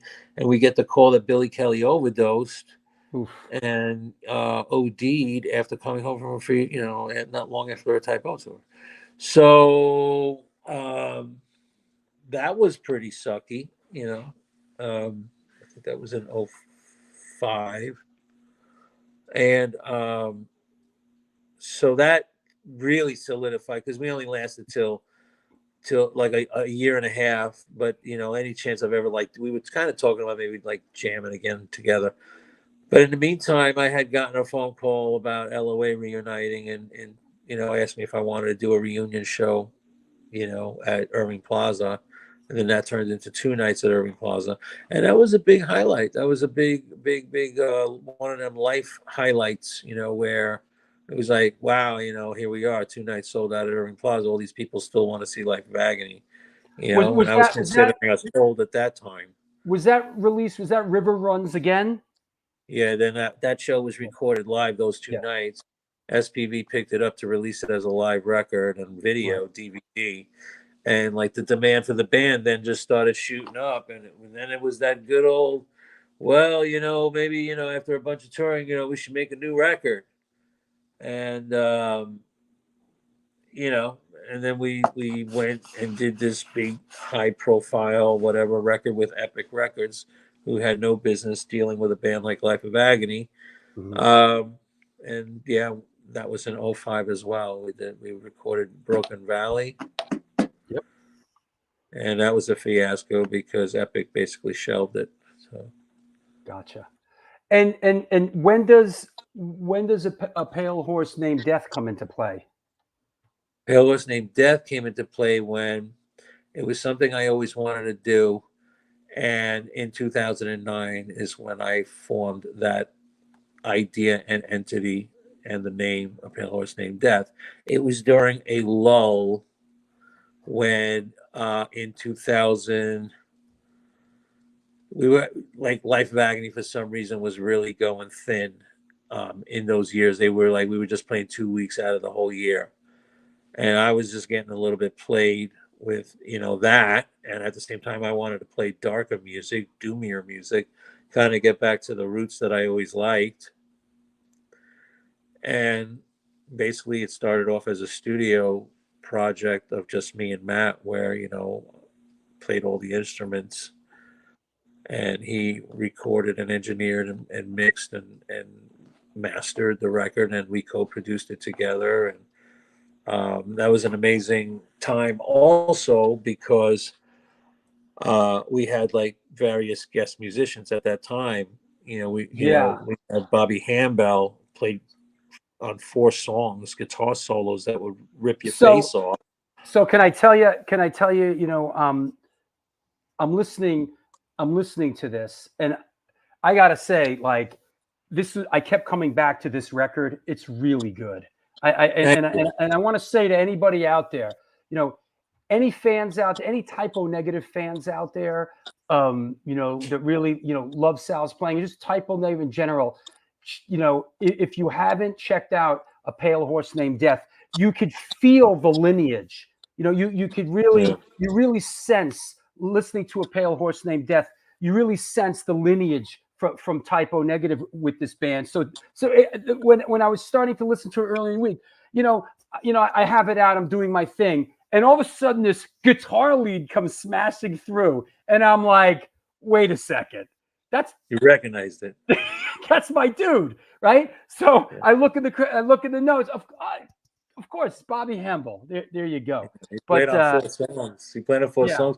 We also had Lou Reed's saxophone player do a sax solo on Die Alone at the end of the record. And then we had on like 4 songs at that time, Keith Caputo came and did additional harmonies as well on like 4 tracks.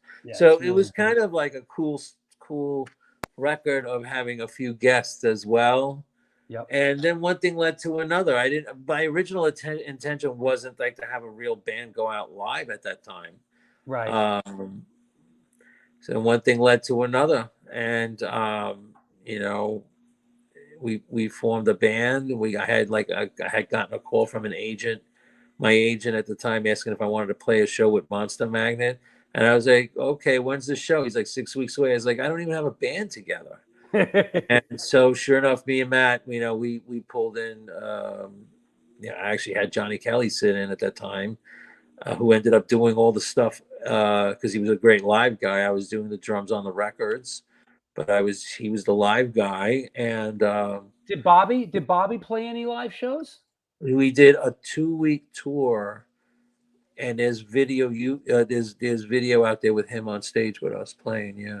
So he did the 2 weeks with you? Yeah, in August of 2011. Is this that lineup? Us and Seven Void. It was that lineup. Yeah. Yeah, that's a strong lineup, man. Yeah. It was cool. But he had some stuff going on too, and it was a good moment. It was great to just he did the record and then he did that tour. Yeah, we had a blast. It took him some adjusting because the stuff's slow. It was holding him back a little bit. I could tell he wanted to blast off, and, jump up and down and do anything. Spin. It took him a little bit of getting used to slowing the gears down a little bit and just dooming out. But I'm a big fan of all that stuff. I'm a big fan of all that doom and slow stuff. I'm not into playing fast anymore. And looking at sort of on Spotify, I mean, a couple songs have like a couple million listens, man. It's that band really, and then and doing my homework, I see some of the shows you played. You guys really developed a fan base. Yeah. We did a lot of touring in Europe. In fact, in 2019, before the pandemic, we did 4 tours, and hard work. But it's still, I enjoyed. My favorite part was always talking to the fans, signing whatever they wanted, answering their questions, and hanging out at the merch booth.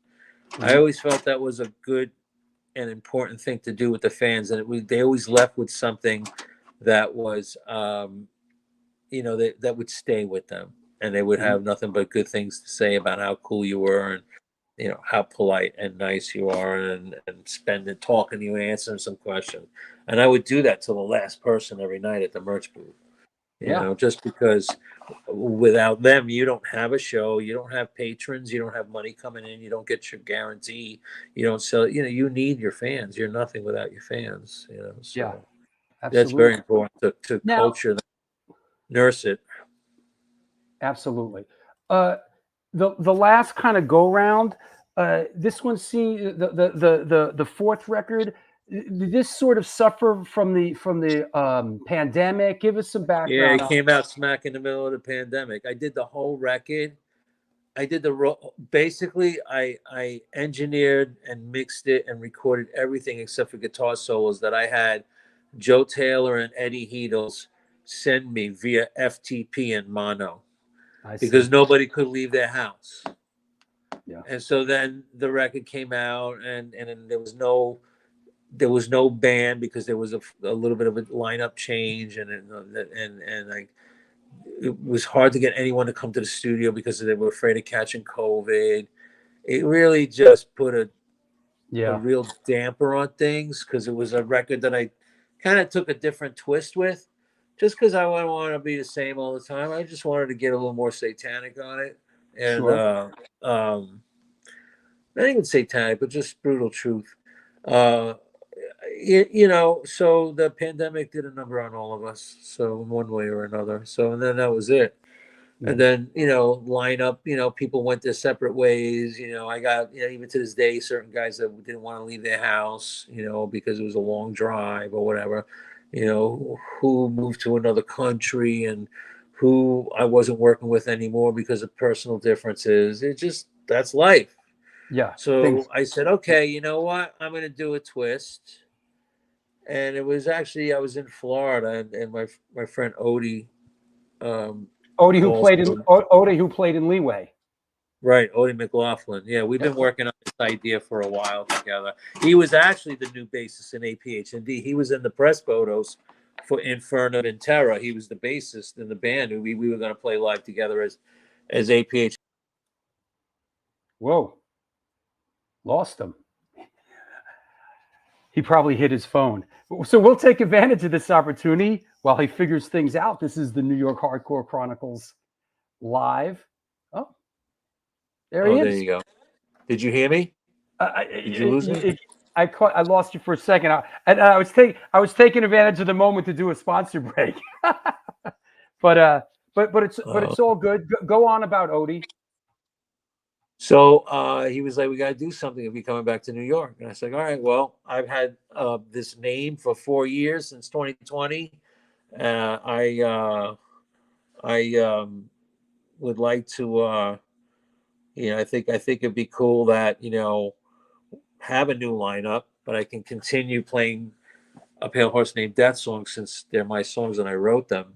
And I said, well, out of respect to to let that chapter kind of stay the way it is, I basically pull in like a Tom Warrior where, Tom creates a new band to play Celtic Frost called Triumph of Death. You know what I mean? So kind of like that whole thing. I was like, well, why can't I do the same thing? They're my songs. I mean, I can play them with anybody. If people want to hear them, I should maybe. So we thought, okay, the cool idea, new band name. And I had King of the Locusts. And it really stuck. And I had people telling me that it was a really killer logo and that, I had to run with this. And at the same time, the nice part is that we can break the ice by playing a handful of classic songs from A Pale Horse Named Death with at the same time working on some unique material that will be King of the Locust material. And the beautiful thing is down the road, I can always play, a mixture of songs, basically, and always have some classic APH&D songs that the fans want to hear. I'm not going to deny them that. And they're great songs. They're all my children, the songs, and I love them all dearly. So why wouldn't I want to play a few of them for some people, And so that's how we came up with this thing. And so I got back to New York. We started rehearsing. We've done a few rehearsals now. Great bunch of guys: Felipe Torres, Dennis Kemak, and Odie McLaughlin.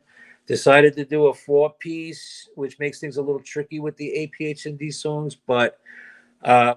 This at the end of the day is going to be a little bit of a different kind of doom band too, and that has those same kind of sweet melodic qualities that have the little earworms that get into your head and then you repeat and you want to hear more. So it's kind of a continuation. If I can pull it off, I'd like to. In this day and age, to do anything is very difficult, let alone even the idea of going to Europe is very complicated because of expenses and just the cost of touring is a fortune with fuel. And so this isn't about we got to make it kind of thing. It's just me.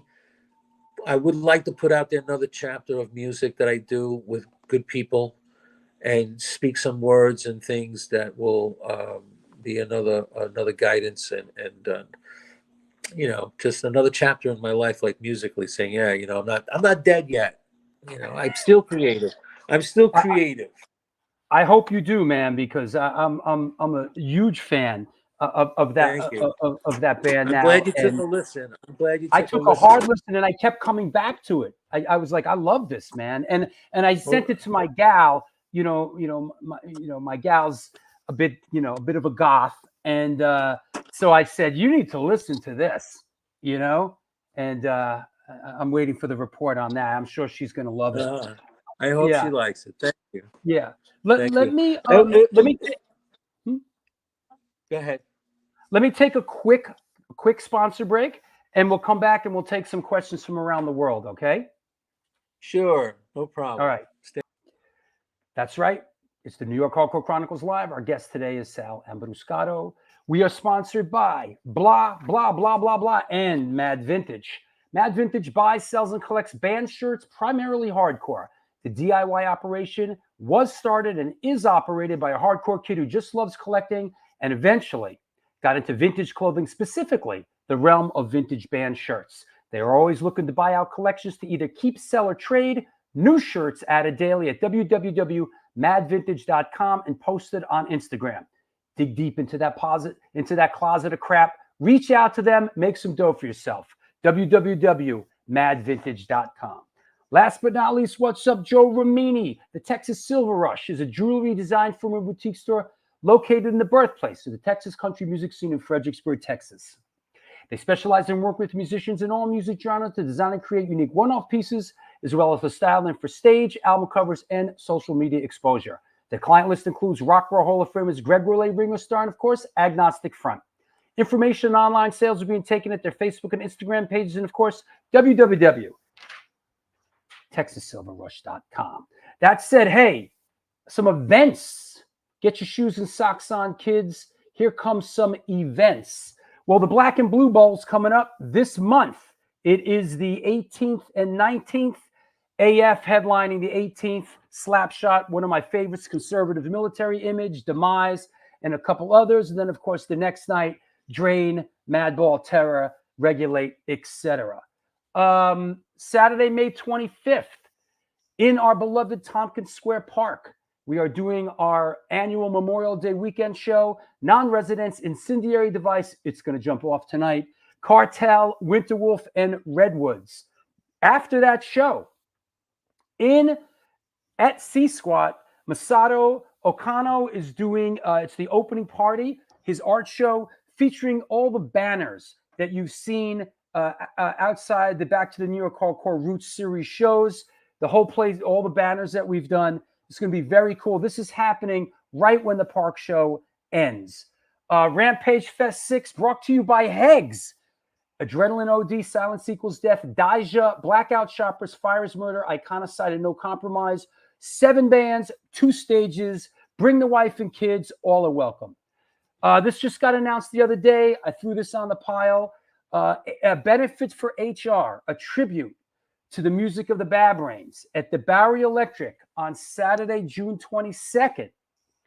Ma'afa, Incendiary Device, it's going to jump off tonight, and an all-star band where singers will be coming up, including Pete Stahl from Scream, Jimmy G from Murphy's Law, our good friend and supporter, Eugene Hutz. I'm going to be doing a song, Ralphie G from The Mob.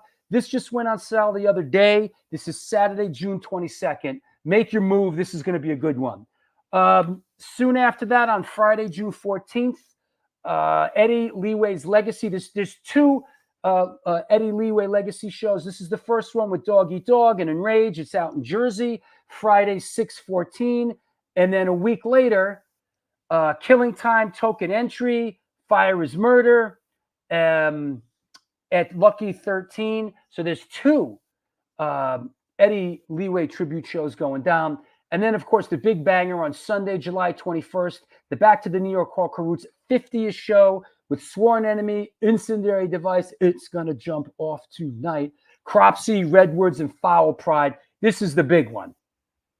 Except beware of cheap imitations. This is the big one, Sunday, July 21st. So there you go. Please, if you have questions for our guest, post them. I know people have been posting all along during the show. Please repost them again. Post up your questions. Go deep. Get weird. I'm sure he can handle it. You know. So let's bring. Are you ready? All right. All right. You ready? All right. Okay. Here's from another drummer. Okay. This is another drummer. He goes, "What was the snare drum model on River Runs Red, and what drum heads were on it?"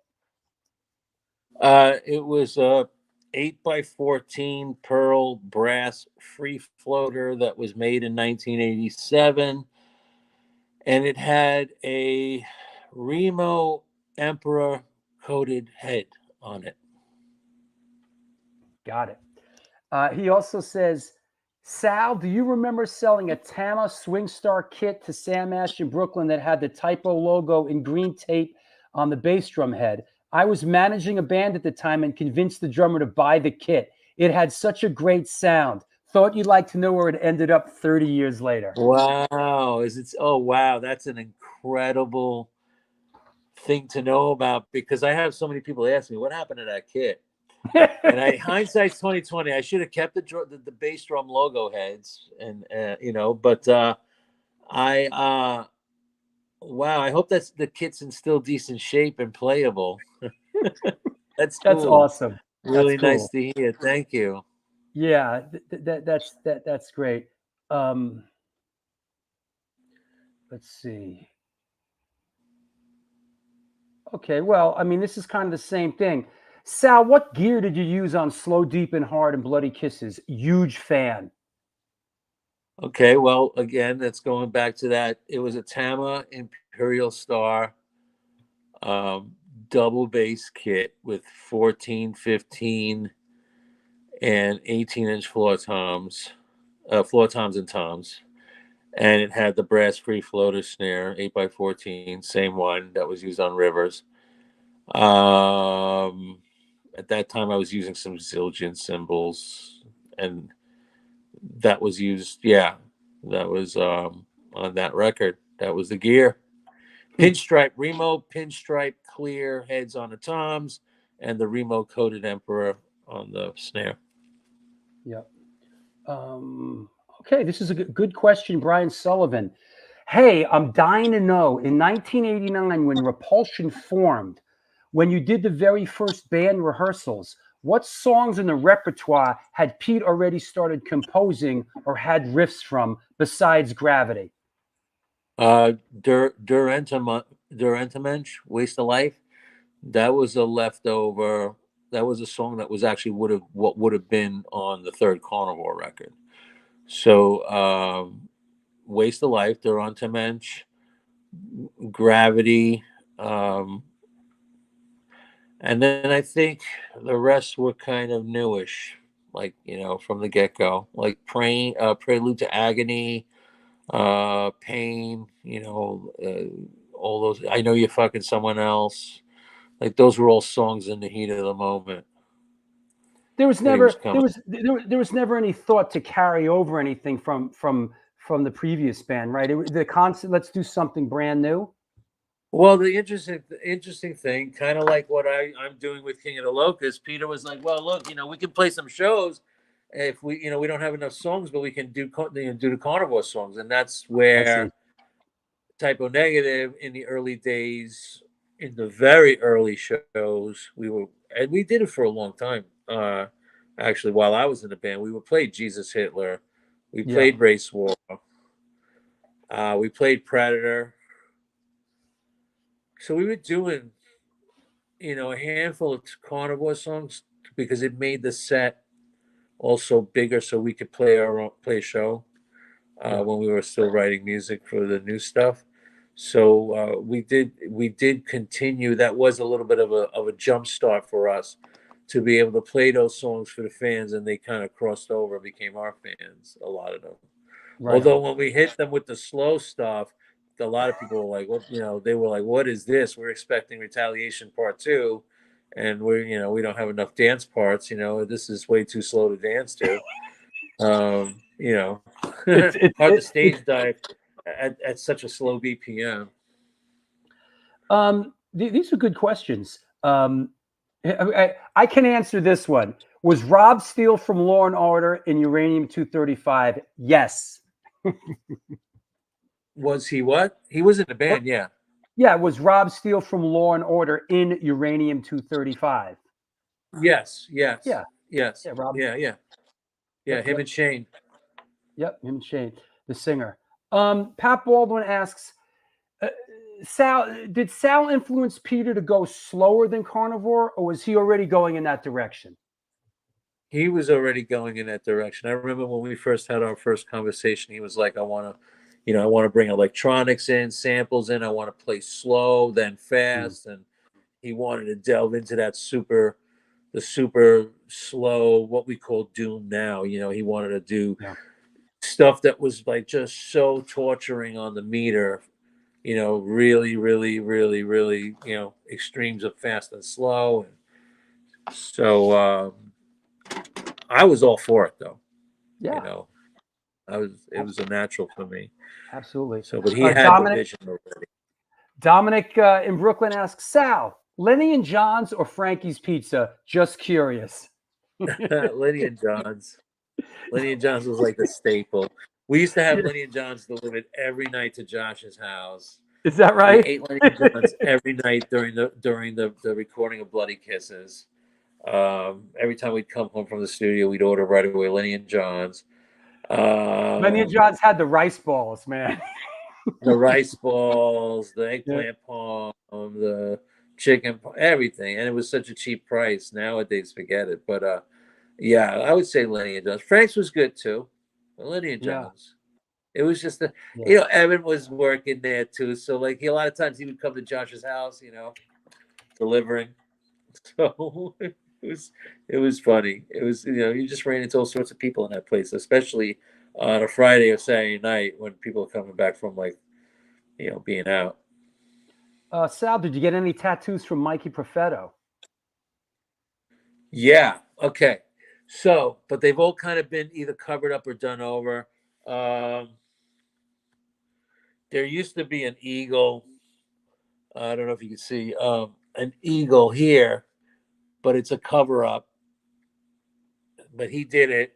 And then on this side, this dragon, he originally did it, but then it was like fading out so bad. So my buddy Mirko, who was an amazing tattoo artist, he redid it and made it a little bit more to it and stuff. So a couple of pieces from the old days of Mike Buffetto when things weren't legal from the basement. Yes. Was his? I know the Biohazard guys talked about it. Was his place like in the Lemoore neighborhood? Yeah, it was in there. A lot of times people would go there. That place, he would have that place open. There'd be a line of people waiting there all night in his basement, and that was before tattoos were legal. So you had to be really on the DL. And there'd be all these guys, after the show, skinheads showing up and metal dudes showing up in his shop after a show at Lemoore's waiting to get tattooed at like some ungodly hour. I think he opened up like really late too to deal with the fact that people were coming so late to get work done that he was basically working a night job, Yeah, around the corner from Lemoore, right? Yeah. Yeah, it wasn't that far from there. Yeah. And it was first come, first serve. That was before the time of appointments. Yeah. Yeah. First come, first serve. Yeah. Yeah. Yeah, you had to like walk in and sit down. So a couple people mentioned this, but I didn't find this issue.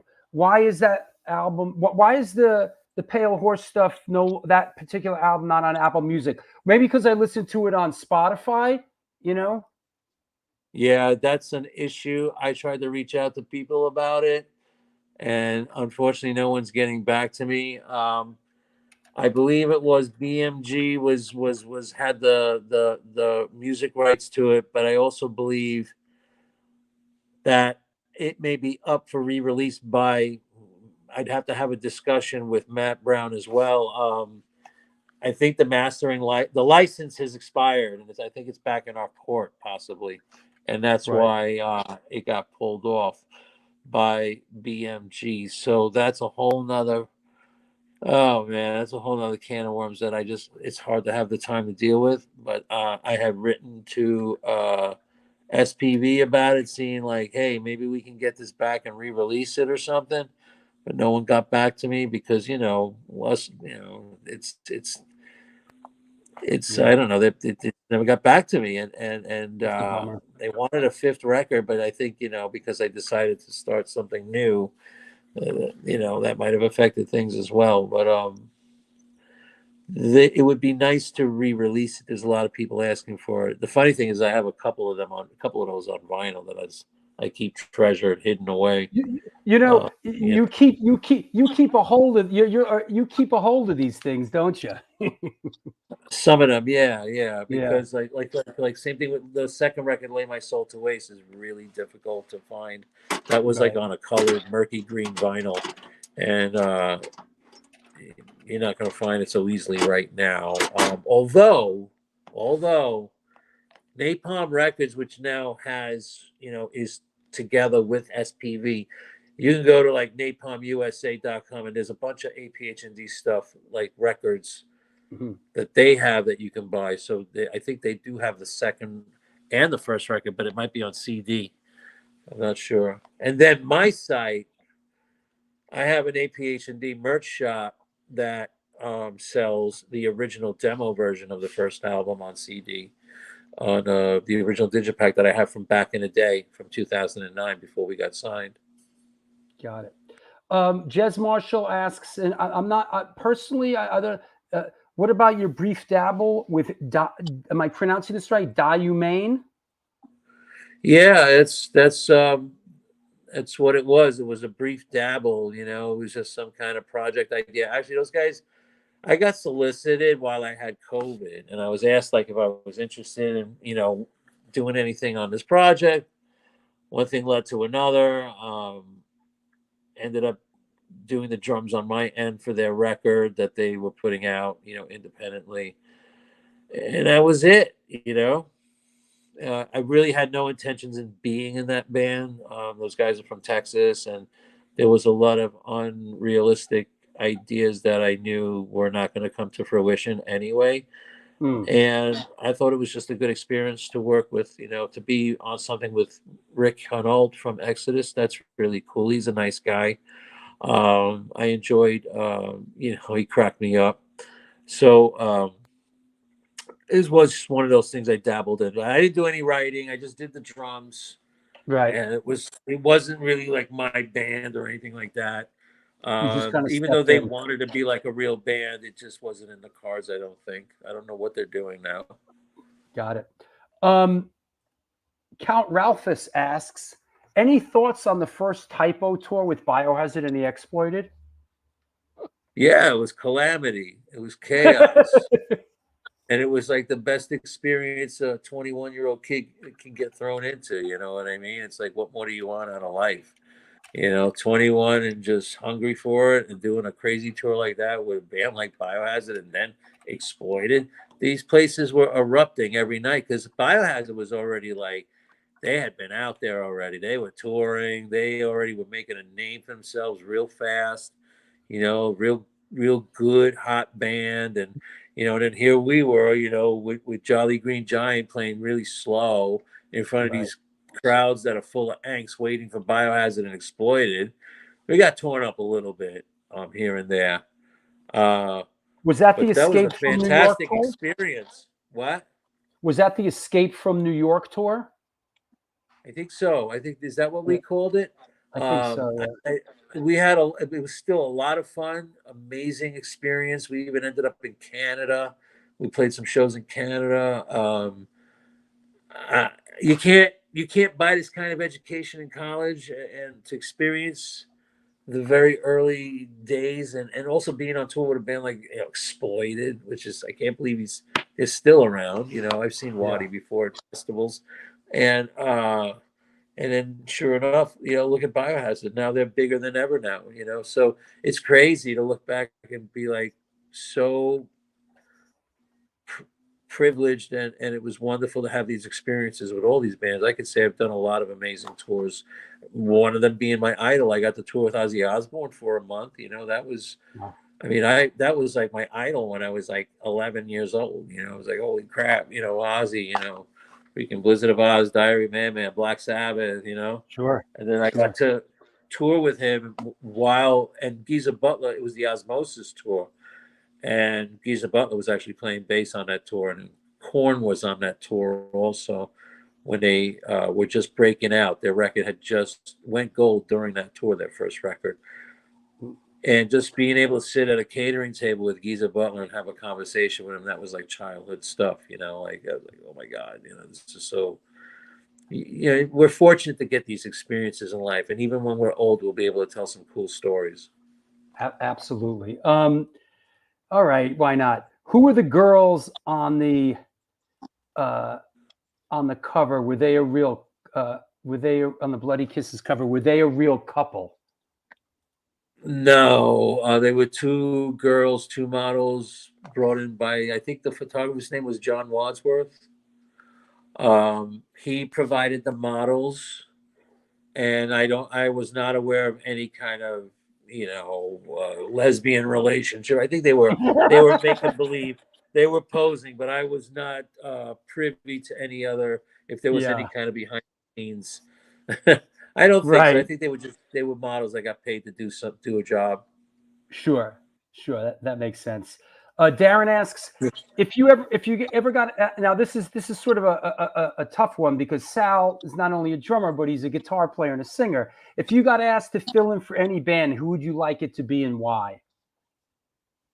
If I got to ask to fill in for a band, like, is there anybody you'd like, if somebody gave you the call, that you feel like you'd like to come, step in? And I'd love to play with Josh Homme from Queens of the Stone Age. Good one. I would love to play with Trent Reznor. He's another idol of mine, because I love his compositions, and the way he writes lyrically as well. I'm a big fan of his techniques. So to have the honor or privilege to do anything, even if it's a freaking cowbell on a Trent Reznor song, or Queens of the Stone Age, that would be super cool. There's a few more I probably could pull up. It'd be great to sit there and just jam with John Paul Jones, or sure, guys like that. But everybody's getting old. Geezer Butler. Band wise, Soundgarden would be one of them too, but they're not existent. Yeah, All right. There's a few. I'd love to play with a band called Windhand also. Windhand is a band I got into a few years back, and actually I even bought the singer just put out a solo record, and they're a really good band. They're on Relapse, and they've been around since almost around the same time as when Pale Horse came out, and they're a really good doom band, like really, really good. I think that kind of plays into one of the questions I saw. Anything you're listening to now? What's kind of on the palette? Anything you could suggest to us? I've been listening to suddenly a lot of Chelsea Wolfe. I've been going back on her tracks or records. I bought her new record. It started with a new record, and what the hell's it called? It's on my phone, but if I touch my phone, it's going to get all jiggly. Yeah, don't touch the phone. And then Abyss. I picked up a record that she called Abyss, and then His Spun, which is a really heavy record she did. I really like. I like what she's doing. So I just picked that up, a bunch of those up. Lucifer's another cool band I've been listening to. I'm friends with the singer Joanna, and they're a Swedish band, and they have it's like almost like Heart meets Black Sabbath. That's how it sounds. It's really good. Just dark stuff. Windhand is another one, Windhand, Acid King. Of course, the staples, Beatles, Jimi Hendrix, Black Sabbath, Yeah. of course, all that stuff. But you know what? I don't really, in this world right now, the way things are, I don't listen to a lot of music. I don't have time. I try to in the truck when I'm driving with whatever I have on my phone, but yeah, you grow, things in life take over where it prevents you from being able to listen to music 24/7, even though I'd like to, a lot of stuff. I tried to seek out stuff that most people would not consider new, but is new to me and very influential and Mm. inspiring when it comes to maybe creating future sounds. So, yeah, like I said, I gotten all of a sudden, like in the last 3 months, heavily into Chelsea Wolf, Mm. and it's out there and it's cool. It's dark. And I don't Gotcha. like to do the predictable, like even like the type. Like I don't always look for bands in metal or it's whatever catches my ear that I find that it's provocative and it interests me. But those are far and few in between. I couldn't tell you all these new metal bands. Like there's so much stuff going on, I can't keep up, and I'm not Yeah. into it anyway. Got it. Well, hey, that said, we put in a couple hours. Let's go get something to eat. My wife's making a fabulous dinner, so yeah, I do have Yeah. to go. She's making braciole. Oh, there. I could smell it from here, so I thought, You can smell maybe, it. She's been cooking it all afternoon and day. She you tied tell her them up. She tell her made the sauce. you're on the way. And anybody you want to thank, anybody you want to shout out. Well, I want to thank you. Had I not seen you at the Biohazard show and we got to kind of connect, which we haven't connected ever since, like, really, I don't think I saw you since Black Number One.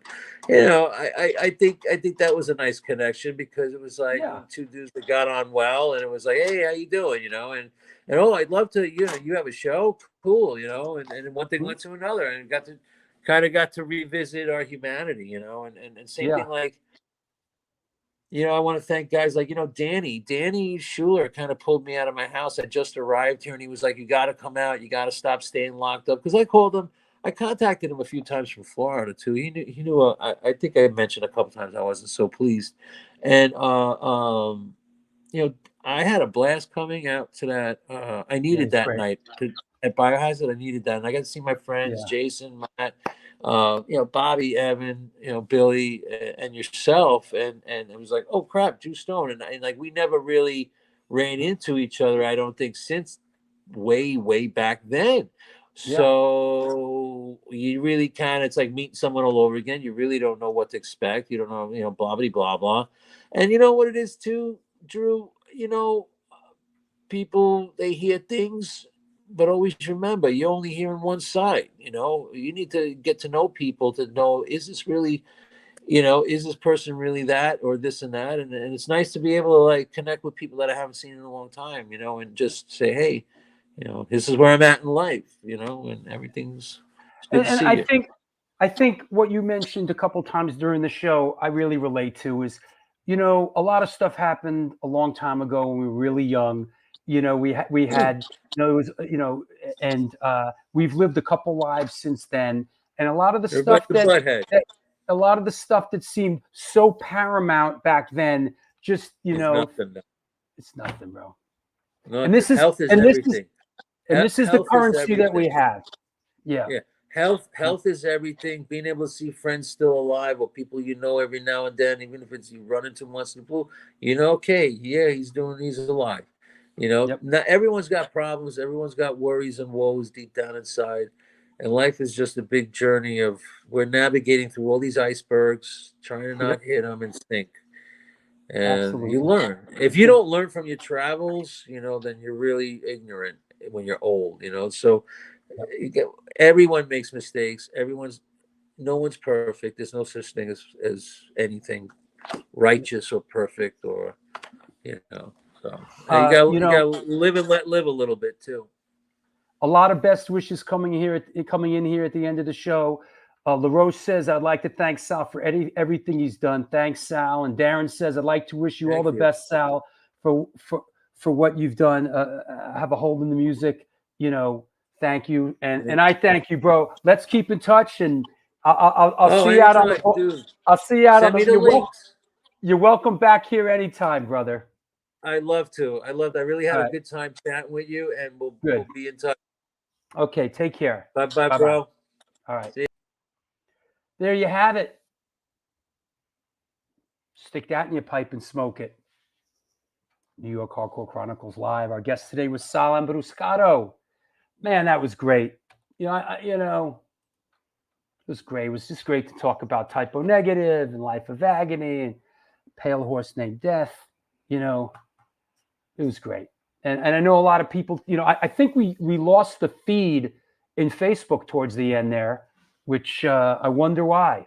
Probably because I played the Typo Negative video. But the show is on YouTube, and people can go back and watch it. It was a fantastic show. I thank you all for stopping by. Thank you for supporting the show so much. You know, what can I say, man? You know, a couple years into it, and we still love doing it. And you know, hey, how you doing? Is that you, Junior? Who is that? Nobody's perfect. Brooklyn represent. Thank you. A lot of the Brooklyn people that stopped by today, you know, thank you, Dom and everybody out in Brooklyn. I know, Sal, you know, thank you, LaRoche. It was great. 1 week from today, I'll be here with Peter Spirer, a guy that I've done a lot of work with. Should be very interesting. Looking forward to that. And that said, let me get rid of that. Let's see. Hey, Sean Brennan, Incendiary Device. It's going to jump off tonight. Hey, Dominic, thanks, Dom. Thanks for tuning in and being there in the chat room. And, good to know you're out there, Dom. And a couple of people, John in London and just everybody. What can I say, man? I'm a lucky guy. And I know it, and I'm grateful for it. See you next week, everybody. Until then, do good things, and good things will come.